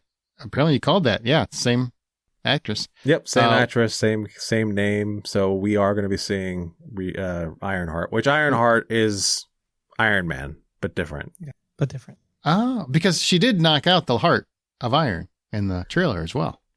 That's what John said. I know that, but now I'm just acting like I don't know what he said. No, I didn't. I missed that. He said that part. Sorry. I did miss that. I apologize. Then coming up next, winter 2023/2024. So sometime in the winter, Agatha, Coven of Chaos. Yes! Catherine Hahn is returning as, Agatha Harkness. And it's going to be her own Disney Plus series because she was such a fan favorite. I really hope that that's like they make a really quippy theme song for her that everyone can sing along with, like we did with her song in WandaVision. I'm excited for that, not because of the character of Agatha, but 100% because it's Catherine Hahn. Really? So Yeah. Did you not like her as Agatha, or? No, I loved her as Agatha, but I honestly wouldn't care about the character of Agatha if it wasn't for Catherine Hahn, because I think she's amazing. She is amazing. I'll give you that for sure. I am happy they changed the name of this, though, because I didn't like the previous name. Agatha House of Harkness. That's fine. But Agatha Coven of Chaos, it just sounds more bombastic and fun. Okay. I'm excited for you. Excited. Well, then we go to Daredevil Born Again, which is, I assume, launching off the storyline in the comics for Born Again. But the comic, I think that series is only like 7 or 8 issues. It wasn't very long. But they have an 18-episode order for the first season. This is going to be like a network TV show. That's just insane. So I wonder if it's going to be something where they're like, and here's Black Panther, and here's Ironheart, and here's Daredevil, just working with a whole bunch of different people. It's got to be, right? Because 18 episodes, they haven't done any shows with 18 episodes before. No. It's actually a 9-episode season 1 and a 9-episode season 2. They're just doing it back to back. It could. I guess it could be. But that's a long series for Disney, unless, there's a lot. I'm sure they put a lot of thought into this. I'm sure there's a very good reason for it. We haven't been all the told content about has to be out in order for it to fit in the timeline because COVID messed up the whole Phase 4, Phase 5, Phase 6 plan, like moving Fantastic Four from Phase 4 to Phase 6. Could be. He's also popping up in a lot of stories. Yeah. So there's a lot of other connections that they're going to have to involve. It's not just a Daredevil show. And I think on top of that, it may be also a way to honor the longer episodes or the longer seasons that occurred with Netflix. Disney doesn't give 2 shits about that. Disney doesn't care about that. I mean, it's sweet of you to think, but Disney don't care. Hey, so I've been picking up on a theme here, but now, Troy, you don't have to answer this. Does anyone else get the feeling that Troy is upset that they moved Fantastic Four? No, not at all. I feel like show me on the Mr. Rubber guy where he hurt you. Troy, he means, not me. Yeah, well, I know where you get hurt. I'm just saying, baby. I was all stoked when Doctor Strange Multiverse of Madness came out and there was a Fantastic Four appearance, and now you're telling me I got to wait 2 more years for my damn movie? Like, no. Oh, you know what? Even better than that, they're already talking about the fact that John Krasinski isn't going to be the MCU's Reed Richards. I know. I think it's a bummer if they go that way. Honestly, people were very excited about that. I do too. Like stood up and fist bumped the air. You stood up and what? I was like, yeah. I stood up and fisted Reed Richards right there in the screen. What is happening? All right. John is a sexy man, not this John Krasinski. Well, we're coming back to Fantastic Four, so hang tight. But we're getting a lot of Daredevil. So if you don't, man, I haven't loved Charlie Cox, but I better learn to because he's going to be everywhere I look, apparently. You're going to have to really, really get in touch with your love of Charlie Cox. And he's going to be in the Avengers movie. He's going to be so rich, too. Yeah. What does he have to get in love with Charlie? Because he's going to be in all this stuff. It's I can see them try to turn Daredevil into the glue that holds the MCU together. That's pretty possible. I suppose. I don't like it. Put it this way. I'm trusting the new management is going to I've always felt his performance was flat. I just never really got, I know that character. So next to Spider-Man, Daredevil's my favorite comic book character next to Spider-Man. So it's not far off. Interesting. I love Daredevil. I have so many issues of Daredevil. I obsessed about him as a kid because he was a guy who overcame a lot of shortcomings he has no superpowers. He's just somebody who honed his ability. Well, I guess he has one. It's kind of superpower, but he's honed his abilities to be the best guy that he can be and the best hero he can be, even though he has quote unquote a handicap. He's very handicapable. So I love that character, and the character himself is a really intriguing guy. And I feel like Charlie Cox hasn't really made him as he was always interesting when he was with someone else, never by himself. That was my problem with Charlie Cox's performance. If he had, and do you feel good about D'Onofrio? Because D'Onofrio's returning in his role too. Nope. I know people will be like, D'Onofrio, man, Michael Clark Duncan blew him away as far as I'm concerned. And I know he passed away, so you can't have him. D'Onofrio is great with the rage. When he has a rage outburst, I mean, he's Full Metal Jacket. He's right back in it. But when he's doing everything else that's required of him, when he's longing for his love and everything else, I just feel like that is some Knots Landing level cheese right there. That is Dynasty all the way, baby. I mean, I'm just waiting for him to put on that J.R. Ewing hat and just take it away. So, Okay, so you just did Knots Landing, and Dynasty, Dallas. And Dallas. Dynasty. Yep. Holy shit. Trifecta. Yeah, that was impressive. That was all off the top of your head.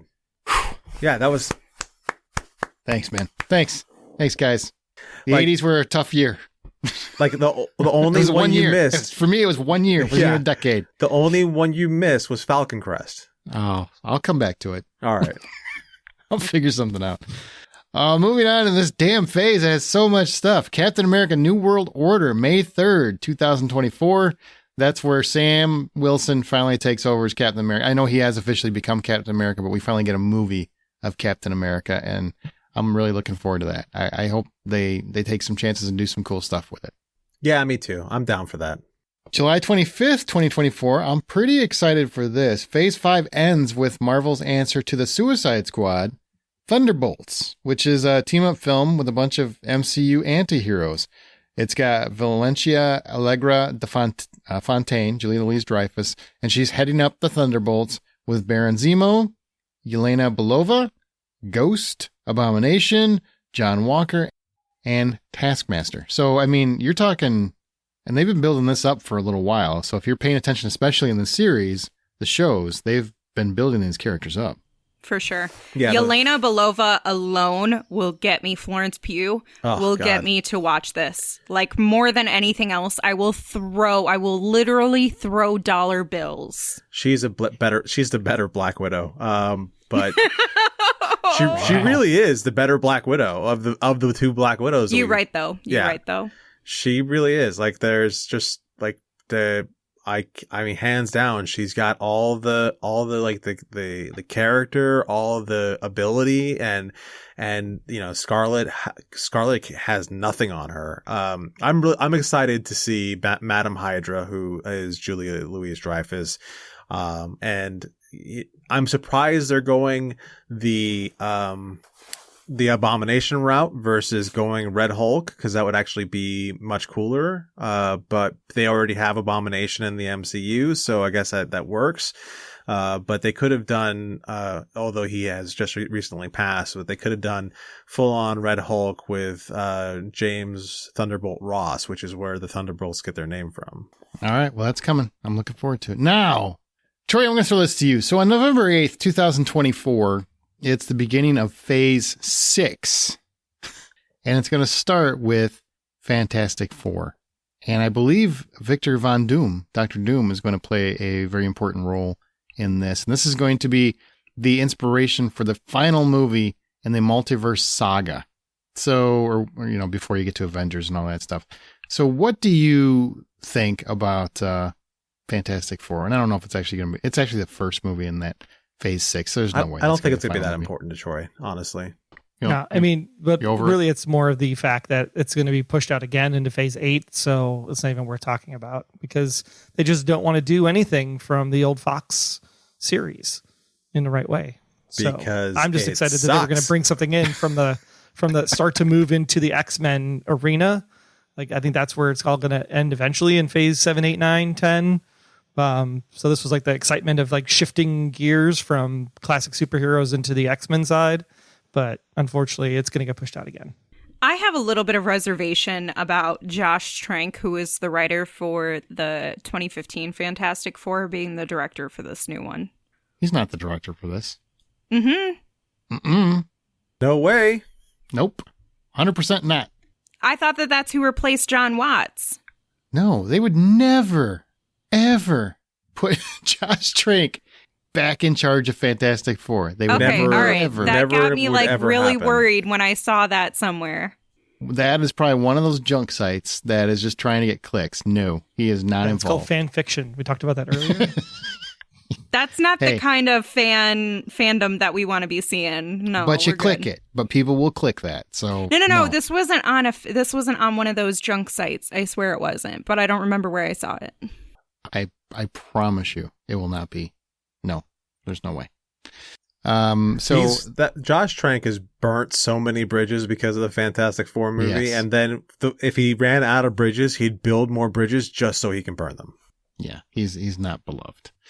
And then I want to point out before I mention the last two movies, not even the last two, but there are actually, God, 1, 2, 3, 4, 5, 6 or 7 other properties surrounding the final two that aren't named yet. So Marvel has a bunch of other stuff that they haven't even named yet, but they are giving us a hint in what the next Avengers movies are going to be. So Avengers, the first Avengers is going to be the Kang Dynasty. It's going to come out May 2nd, 2025. And that's, I assume, Kang the Conqueror is going to be a big factor of that. And then November 7th, 2025. And in between, there's going to be another movie. I'm guessing it's Spider-Man, most likely, but they haven't announced it yet. But I'm guessing it's going to be a Tom Holland Spider movie because the next Avengers film is centered around something where Spider-Man is very prominent in the comic version. And that's the Avengers Secret Wars. So Secret Wars points to a Marvel Comics crossover miniseries from 2015 that is it's a big multiverse comic series. So that's... Oh, wow. Yeah, it's going to be huge. It could be huge. It could be absolutely huge. But Yeah, there also was a mid-'80s Secret Wars miniseries. So, I mean, I don't know which way they're going with this, but I'm thinking it's the multiverse, the most recent one. What do you think? What are you getting excited about?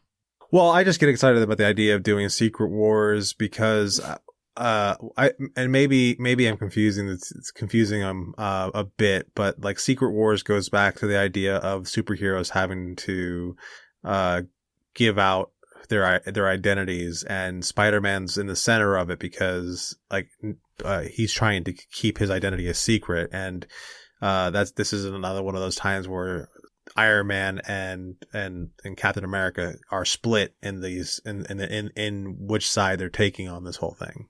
Right. And that would involve Doctor Doom, right? He's part of that, yeah. He's part of that. I think Kang was too. So, I mean, it could be another one of those Infinity War deals where that's just it ends on a cliffhanger because they're coming out very close. They're coming out in the same year. I will be surprised if that still holds. Like it would be surprising to me if they wouldn't push it out to like the next May or something, but that's what they're saying as of right now. My God, it's so much. It's a lot. Now that I've got all that said, I just want to ask you guys, in terms of all the Marvel news, too much Marvel, enough to get you really excited? Where are you at with all these announcements? Too much. Too much? Oversaturation? Yeah, they should have just focused on what's coming in the next 12 to 18 months and not just gone out so far.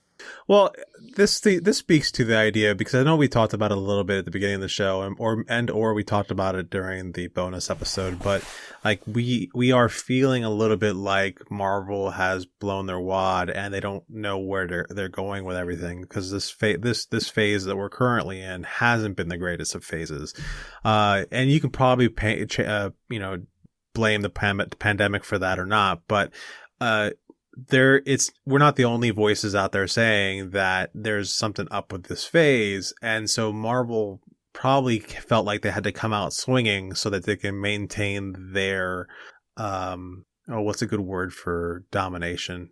Domination. Their domination on the whole comic book arena and keep everyone fed well on, this is what we're really going to be doing while, when this starts coming out. I wouldn't say that I'm feeling oversaturated by how much content there is. I'm feeling appreciative that I can see the progression of where they're going with this and at least start to theorize and develop, what I can outline what things I'm excited for and develop my own concepts of what I hope happens. So I'm not opposed at all for them giving me their outline. I actually really appreciate that there is a plan that goes that far, that there's something in place like that. I'm looking forward to a lot of their content, but I cannot say that I'm looking forward to all of their content. And if I don't get a damn Punisher return, scrap all of this because I don't care. And if they could do this for Marvel, where's my Star Wars timeline? That's what I'm saying. Oh, that's a good point, for sure. Damn. Get me excited about the Star Wars universe again. I don't care about the Marvel universe anymore. Get me excited about the Star Wars universe. Oh, because of Fantastic Four, you're like, once they change that, I just He's stop. like, screw this. I've had it. Krasinski or bust.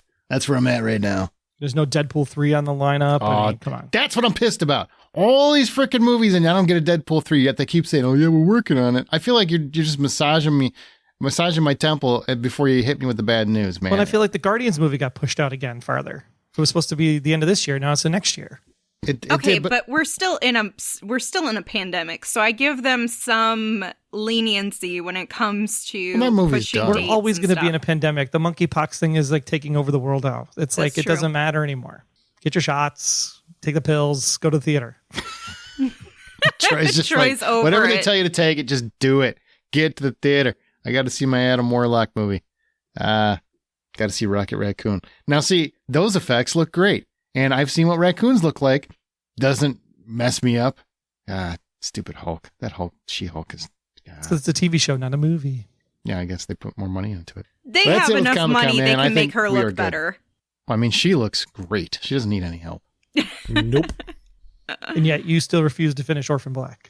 I wasn't enthralled by it, man. I True. watched it. She did great. I just, too many shows. I'll tell you what. I'll tell you a little secret. Half of the Marvel shows that are out, I haven't finished. Half of them. I finished one. So there's going to be a point where you and I are watching these Marvel movies going, who's that dude? Who the hell's that guy? Who's that lady? Is she something important? I don't know. Oh, I you think it's gotta- great. And then some fan is going to be like, well, you should have watched all the Marvel. You know what? I got tired of you telling me what I had to watch, and I just stopped. Thanks. Yeah, by the time 2025 rolls around, we'll all be like, get off my lawn. Exactly. Give me the Deadpool 4. If you're going to make movies with these characters, you better figure out how to introduce them to people that haven't watched the show, because we ain't alone. We ain't Yep. alone. But seriously, like, why haven't they done this with the Star Wars timeline? Like, seriously, like, I just don't get it. Because Kathleen Kennedy has no idea how to run that. There's that, and Well, also, wasn't there supposed to be usually around May the 4th? There's usually a big Star Wars event where they're showing you their timelines and what they're doing. And didn't we get that this year or no? There was an event, but it wasn't super huge. Oh, well, that sounds like they dropped the ball. So that's no surprise. That's no ball. I mean, they haven't announced a movie in a long time. Yeah, They the keep last announcing- one, the last one was Patty's space fighter plate Top Gun episode, Mm-hmm. Which is what? Canceled, right? I guess. And I think we know people would love to see that. A space battle movie? Hell yeah. It seemed pretty cool when she came out and teased it. So Yep. Oh, well. Well, that's going to do it for Comic-Con. So share your thoughts on this episode or anything else in our Facebook group or on Twitter @BuyPopcorn, or our site is thehollywoodoutsider.com. Rate and subscribe us on your preferred podcast app. You can find John's artwork on Insta or Twitter @RJohnDraws, Amanda and Veronica's Marshmallows and Smirk or at Sink Into This, Troy @TroyHeinritz, and The Blacklist Exposed and Beyond Westworld with me. And I'm on Presenting Hitchcock and @Aaron Smirks as well. So that's going to do it. Amanda and John are taking off. So El Diverche. See y'all later. Enjoy your Nope conversation. How ironic that I'm the one who hasn't seen it. I just said a whole lot of words and I was muted. Mm-hmm. It doesn't matter. say bye, John. Bye.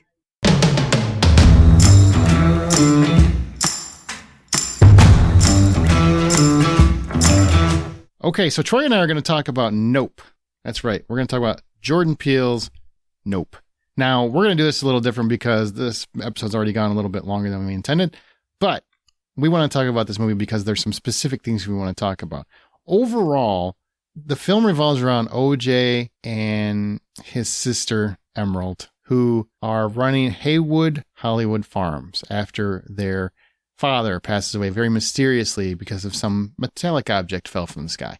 A coin. A coin. specifically. Essentially, what happens is they begin to Debris falls suspect. debris falls out of the sky, like a plane blows up or something. There you go. Yeah, we don't know what it is. I'm trying to be non-spoiler for this portion. And they are trying to capture on film a shot of what they think is a UFO. And that's what the movie revolves around. Now, we're going to get into heavy spoilers because we want to talk about the actual things that happen in it. But I want to cover it for anybody that's thinking about seeing the movie. If $10 is the full price of admission, I really like this film. I think it definitely is a little slower paced than previous Jordan Peele films. I give it $7. You can read my full review on the site. But when I left, I kind of was at a 5.5 to 6. But after contemplation and really thinking on it, I'm a big fan of if a movie keeps you thinking, it's better than you thought it was. And so because I keep going back to it, and I really, really, really enjoyed a lot of the filmmaking aspects, especially. It's very beautifully shot, and it's basically Jaws in the clouds. It really worked for me overall, especially after I sat and pondered on it. So I gave it 7. What would you give it if $10 is full price of admission before we move on? I was 7 when I left the theater and 7 still today. Primarily because the front matter of of it is pretty slow. Yeah, it does take a minute to get going. Yeah. Once it gets going, though, oh my gosh, super good. Yeah. So here's what we're going to say. If you haven't seen Nope, I recommend you turn this off because we're going to get into spoilers right now. Right now. Just hit stop, giving you a second to push the button. There you go. You're free and clear. Okay, I want to talk about this. Yeah, because you can't talk about it without talking about it. Really? That's the hard part about talking about this movie. It's very, the details are important. So I will say, like, there's one aspect I want to get out of the way. The whole Gordy show, where they're talking about the chimpanzee show where the chimp went nuts, killed a bunch of people, and then connected with Jupe, with Stephen Young's character. You know, a lot of people have seen the movie and they didn't understand what the connection was. So I'm going to tell you what I think the connection is, and you tell me if you agree, right? Mm-hmm. To me, the entire movie revolves around spectacle, right? To me, Jordan Peele is trying to make a film about getting that one shot, how we're all obsessed with fame, how we're obsessed with getting that, we're obsessed with spectacle. People in Hollywood are obsessed with spectacle. Everything's about that perfect shot. And it's kind of a lot of things at once. But the connection with Stephen Young's character and why that Gordy subplot is there is because as a kid, he saw this wild animal that probably wasn't treated great and snapped. And he thought he formed a connection right at the end of it. And that's why he believes he could tame a predator.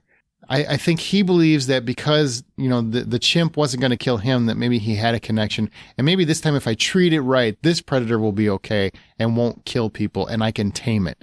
I think that's the vibe I got because OJ makes references to you can't tame a predator. You can't do that. It's just not going to happen. Where I think that's what Ricky Jupe was trying to do. And I think that was the connection. Do you agree with that? Do you see it a different way? I mean, connecting from his childhood to his adulthood and why he's running the greatest show in the West. Yeah, why he's doing it that way, why he's basically feeding this thing, every week. Yeah, I think your connection is spot on.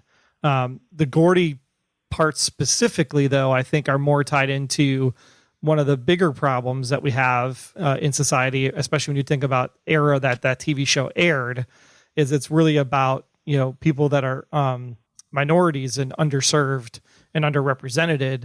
And this was the same thing where you had Jupe being the young Asian boy where his parents were white and his sister was white. And his sister comes out with a bigger present than the one that Jupe got for Gordy. And so it's literally saying to us as the viewers that, oh, hey, look, this is the token Asian kid in this TV show. And Gordy was the ape. Obviously, there's been a lot of references to apes to black people. So here's this black person we're supposed to be putting on a spectacle for and making fun of. And then you're like, oh, you want a show? Oh, fine. This is what you want? Fine, I'll give you a show. And then Gordy obviously snaps and murders the entire audience and the cast, except for Jupe, because when he sees that Jupe is there, they know they have that connection, and he goes to do the fist bump, before obviously he gets shot by whoever comes in to come in. So you think you went deep into racial undertones? Yeah. Yeah. Okay. For sure. I mean, it's from Jordan Peele specifically. So, I mean, there's got to be a level of racial undertone to it. I mean, it even goes back to why they chose Hayward specifically, because the jockey on the back of the horse. Haywood. I made that mistake too. Yeah. I made it in my review once. I had to actually, I made a boo-boo. Haywood, the jockey on the back of the horse, in the first moving picture, was a black jockey. And that's where Haywood comes from, is from that. That's how Haywood Ranches starts, is from that whole concept. Mm-hmm. And so the fact that it's again, you don't remember who the jockey was on the horse. You just remember that a moving picture was made by a white person. And so I think there's a lot of good racial undertones that Jordan Peele does in this movie to bring those to the forefront. That's interesting. I didn't look at it that way, and I probably should have. That's a good call. Daniel Kaluuya as OJ and Keke Palmer, who's been around for a long time, but has never really, I don't think, had an opportunity like this as Emerald, as brother and sister. I mean, they couldn't be any further apart performance-wise and character-wise. Like, they are completely different. He plays it very, very, I referred to him in my review as like Gary Cooper-like. He's very much that Western style, because this has a lot of different genres mixed into it, like Western, sci-fi, a lot of different comedy, a lot of different stuff, horror. But I really got that vibe that he was going for that Gary Cooper silent Western hero, man of action, man of duty, man of honor, that kind of thing. And she's just a poppin' live wire. Like she's just, she wants the instant fame. She's the influencer of today, or probably the early 2000s, which is, I think, when this took place. Both of them, I think, knocked it out of the park. I think Daniel Kaluuya is just one of the best actors working. He's just a guy that's instant cool. He just has a presence to him. And he, even though he's not super energetic in this role, he still brings energy. Like he just has an energy about him. And Keke Palmer, I just thought, made Emerald, a real character by the end, where I think she starts as like a caricature, but as the film goes on, she gets deeper and deeper, and you start seeing like she's becoming the woman that her brother always knew she could be, but she chose not to be. And she's the one that's obsessed with getting the shot. So that way she can get the fame that she wants as the. And he just wants to save his ranch, or their ranch. Yeah. What little money he's got left. And that's where the spectacle comes in for me, because there's so much of it. There's a lot of Hollywood here that's at play, and a lot of it is based on getting that shot. I mean, you even have Michael Wincott, who shows up as probably the best named character I've seen in forever in Antlers. Just Antlers Holst is his name. It's just a freaking Hollywood name. It's such a Hollywood name, but he's this perfect photographer. And when you watch the film, there's a moment where he gets a shot, but he doesn't get the perfect shot, and he runs off and basically puts himself in dangerous way, because he's the same problem that he was talking about when he's talking to Emerald earlier. He's like, you never answer that question, or whatever that line was. Yeah, how extreme can you go? Yeah, and he wants that perfect shot. He puts his life on the line to get that perfect shot, which is what, unfortunately, a lot of people do. And well, he put his life on the line because he wanted the shot from the inside. Mm-hmm. I think it's perfect really shot. The perfect shot. He just wanted that shot. He wanted to die knowing he got it. And then you also have Angel, who's Brandon Pereira, who's basically the comic relief. And he's good, but he doesn't really blow any doors off or anything. So what did you think performance-wise? Did anybody stand out for you? Yeah, I mean, Keke obviously does a really great job. You really come to grow to like her towards the end of the movie. Daniel obviously does a fantastic job in his role as well. There's just a lot to like about the performances, the pacing, the action, how they work together to make the plan come together at the end is pretty fantastic. Jordan does a really great job setting up the story and having the Chekhov's gun play off perfectly when it has to play off for things that you thought you saw really early on that you don't expect to see later on and that comes back. Mm-hmm. All in all, I think it's a pretty well executed film. I didn't understand why they have to have Keke doing the vaping. I thought that was a little bit crass personally, since vaping creates such a stigma, and it's really bad for the high school kids that are doing it with popcorn lung and all the metals and stuff that vaping does. This is an opportunity that he could have not had her do that, because a lot of those kids are going to go see this movie. Speaking of that generation, probably. I mean, yeah, I mean, that kind of, it's like, really? Like, that was the only real takeaway problem I had. But all in all, I really thought the alien was really well done. I thought when you see what the alien really is at the end of the movie, I thought it was like, oh, that's not what I was expecting at all. Let's talk about that. So the concept is, at the very beginning, the first half of the movie, we think it's a spaceship, right? We just get the vibe it's a spaceship. And, we see this done 1,000 times. Okay, we're going to see little green men at some point. And then you come to find out that this is the alien. This is the monster. And it's actually a singular eating. Life form. Yeah, it's a life form, and it's eating people. It is the purple people eater. It is really War of the Worlds. What did you think of this concept? I thought it was great. Really? I thought it was really interesting to see, how they played on our expectations around a flying saucer, to the point where it even had the black disc on the bottom of the flying saucer, which was obviously the orifice that he was sucking everything up and eating the people through, and then ejecting out the things that it couldn't digest. Which is why the coin obviously kills his dad in the beginning of the movie, because Jupe is actually like serving up people at a show to the Predator, every week. The biggest thing that I found interesting was just what it was. I mean, it was like a giant jellyfish / sail barge / I don't know. It was just really, really fascinating, to the point where, like, when they finally do get the shot, it actually looks like a butterfly. Like, it's actually like a cocoon it turned into a new thing. Once it expanded fully. Right. Once it expanded. And then you're like thinking like, oh, that's exactly what, we had happen here. You had Daniel, his character, he transformed from a simpleton Western cowboy, do the duty, to, all on action hero, which you would then, subscribe him into a Hollywood movie. And then you had Kiki, who was the, wild and crazy, out there influencer who transformed into this badass, going to do everything I can to protect my brother and protect my family, really coming more back to her dad's kind of roots. So there was just a lot of transformation that happens in this episode, which leads up to the final shot that we see. And you are left wondering, was there another transformation that happened there or not? Yeah. And I will say, what I found fascinating is the way that Jordan Peele shoots this movie. It's very much like Jaws or Tremors in the clouds.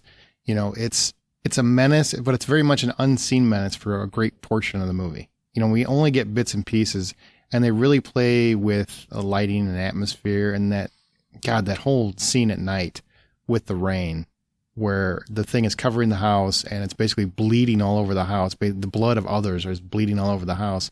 And then, it hovers over OJ's truck as he gets closer, and he just stays in the truck. He's like, nope.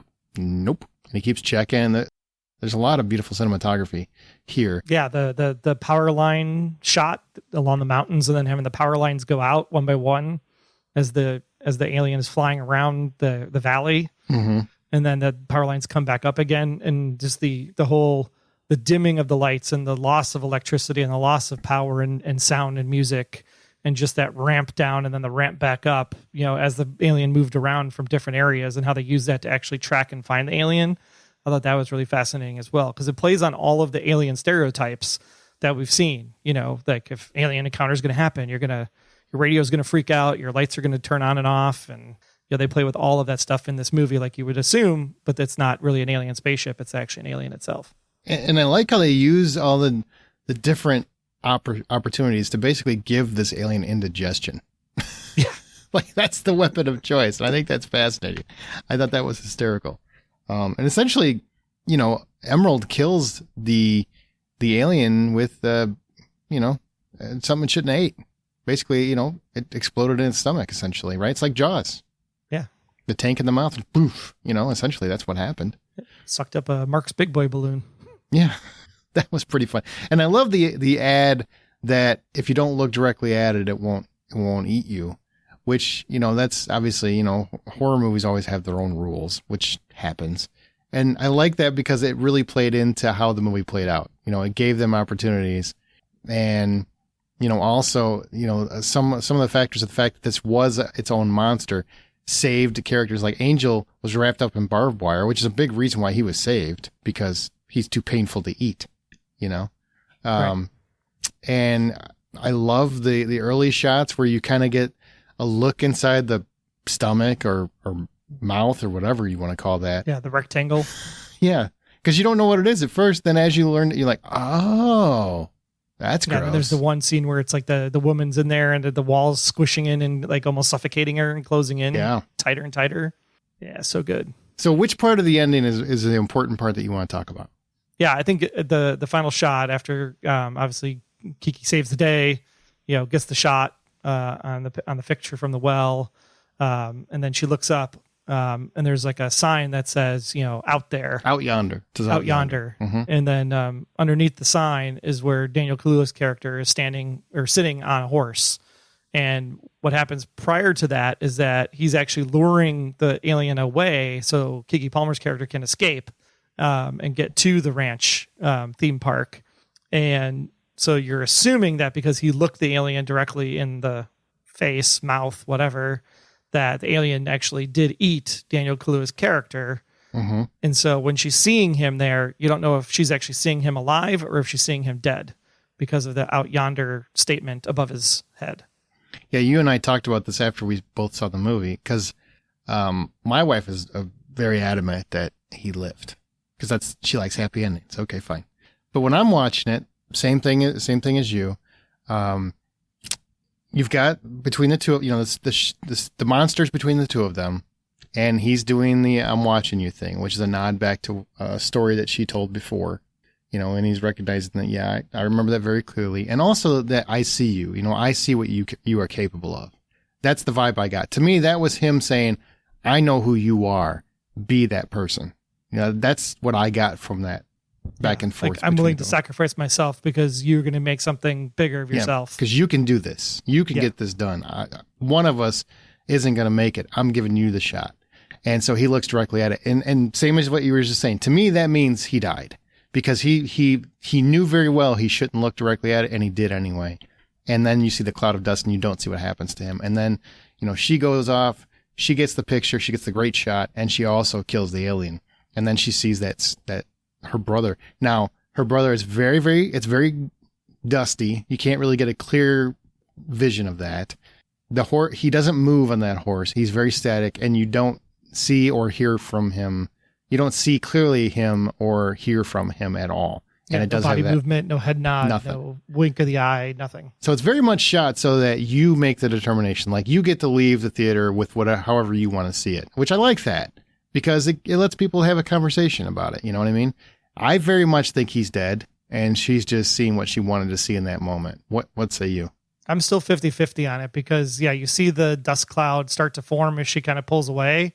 But as she pulls away, she's also screaming at the alien, and it starts to turn around. So there's part of me that thinks like it turned around faster and never finished actually sucking up her brother. Yeah, and this is the only reason I mentioned my wife is because she had said the reason why I think he's still alive in that moment is because when the alien was over her, you didn't hear any screaming.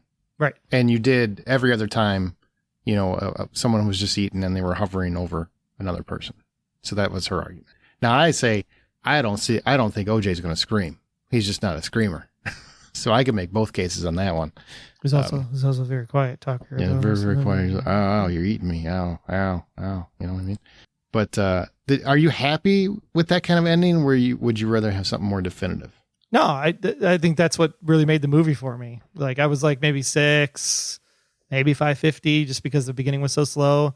And then because it was like, oh yeah, man, I don't know if he was able to do it or not. Like, I don't know. And so then it makes you think, and you're like, yeah, no, that's good. That's good. 7. Now that further brings me to Jordan Peele as a filmmaker. Now he's 3 movies in. He's done.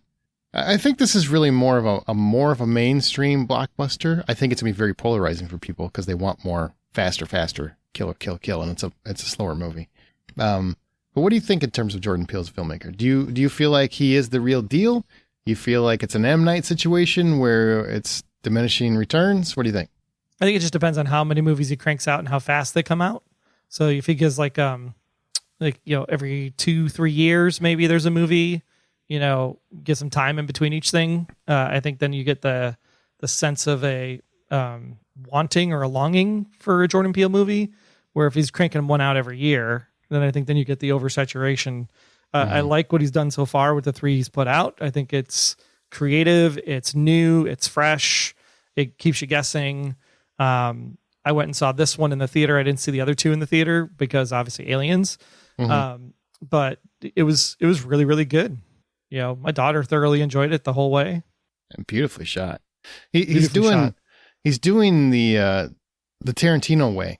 In terms of, well, one, I think he's getting very confident as a filmmaker. He's taking a lot of patience with a lot of shots. You know what I mean? He's letting a scene play out, and he's pulling the camera back and letting the action play around the camera as opposed to trying to just quick cut everything, which takes a lot of confidence as a filmmaker. I think he's really doing that. And every movie is more beautifully shot than the previous one, which is what Tarantino did. Like Tarantino now, he shoots a movie and it's freaking glorious. But it wasn't like that when he started. He grew into a better filmmaker. Always a great writer, but he grew into an awesome filmmaker. And I see Jordan Peele going that way as well. Like, he's getting more and more confident with his vision. He's getting more and more confident with putting something spectacular on the screen. And, the guy's got original stories, and that's what everybody says they want. So it's original. It's exciting. I think, I don't think he's the best horror director of all time or anything. I think he's got a ways to go to earn that title. I still say it's John Carpenter or Wes Craven. One of those two. Gotta be. My money's on Craven, but most people would probably lean toward Carpenter. But I could see a few more of these, and he's in the conversation. Yeah, I mean, like, I saw Black Phone also this weekend, Mhm. And I could say there were a lot more horror jump scare moments in Black Phone than there were in Nope. Yeah, definitely. Yeah.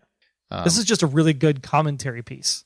It is. There's a lot to talk about. There's a lot to think about. And there's a lot of stuff where people said that didn't make any sense. And I'm just like, that made a lot more sense than I think you'd think it. Like the Gordy thing, I can't tell you how many people I've talked to about this movie. And they almost universally said that wasn't even part of the, didn't make any sense in the movie. And I'm like, it's a huge part of the movie.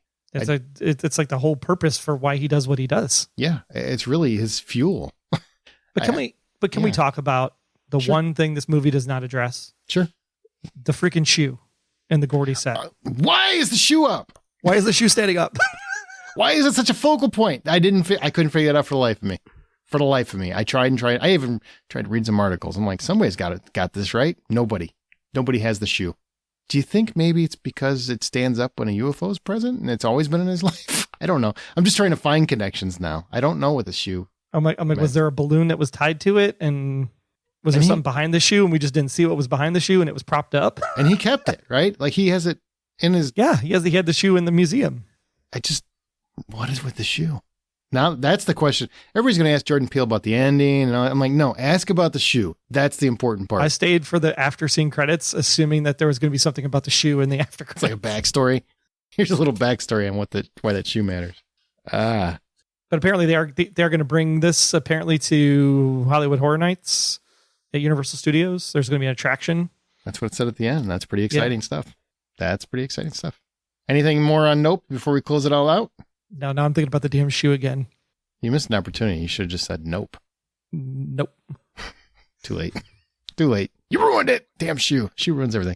All right, everybody. That's going to do it for this episode. Come back next week. And remember, the next time you go to a theater, maybe to see Nope again and figure out why Gordy was so important and what the hell that shoe meant.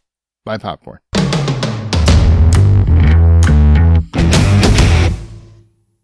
mean, at least like tap the horse on the ass when he sends it out to get eaten with the shoe. Shit.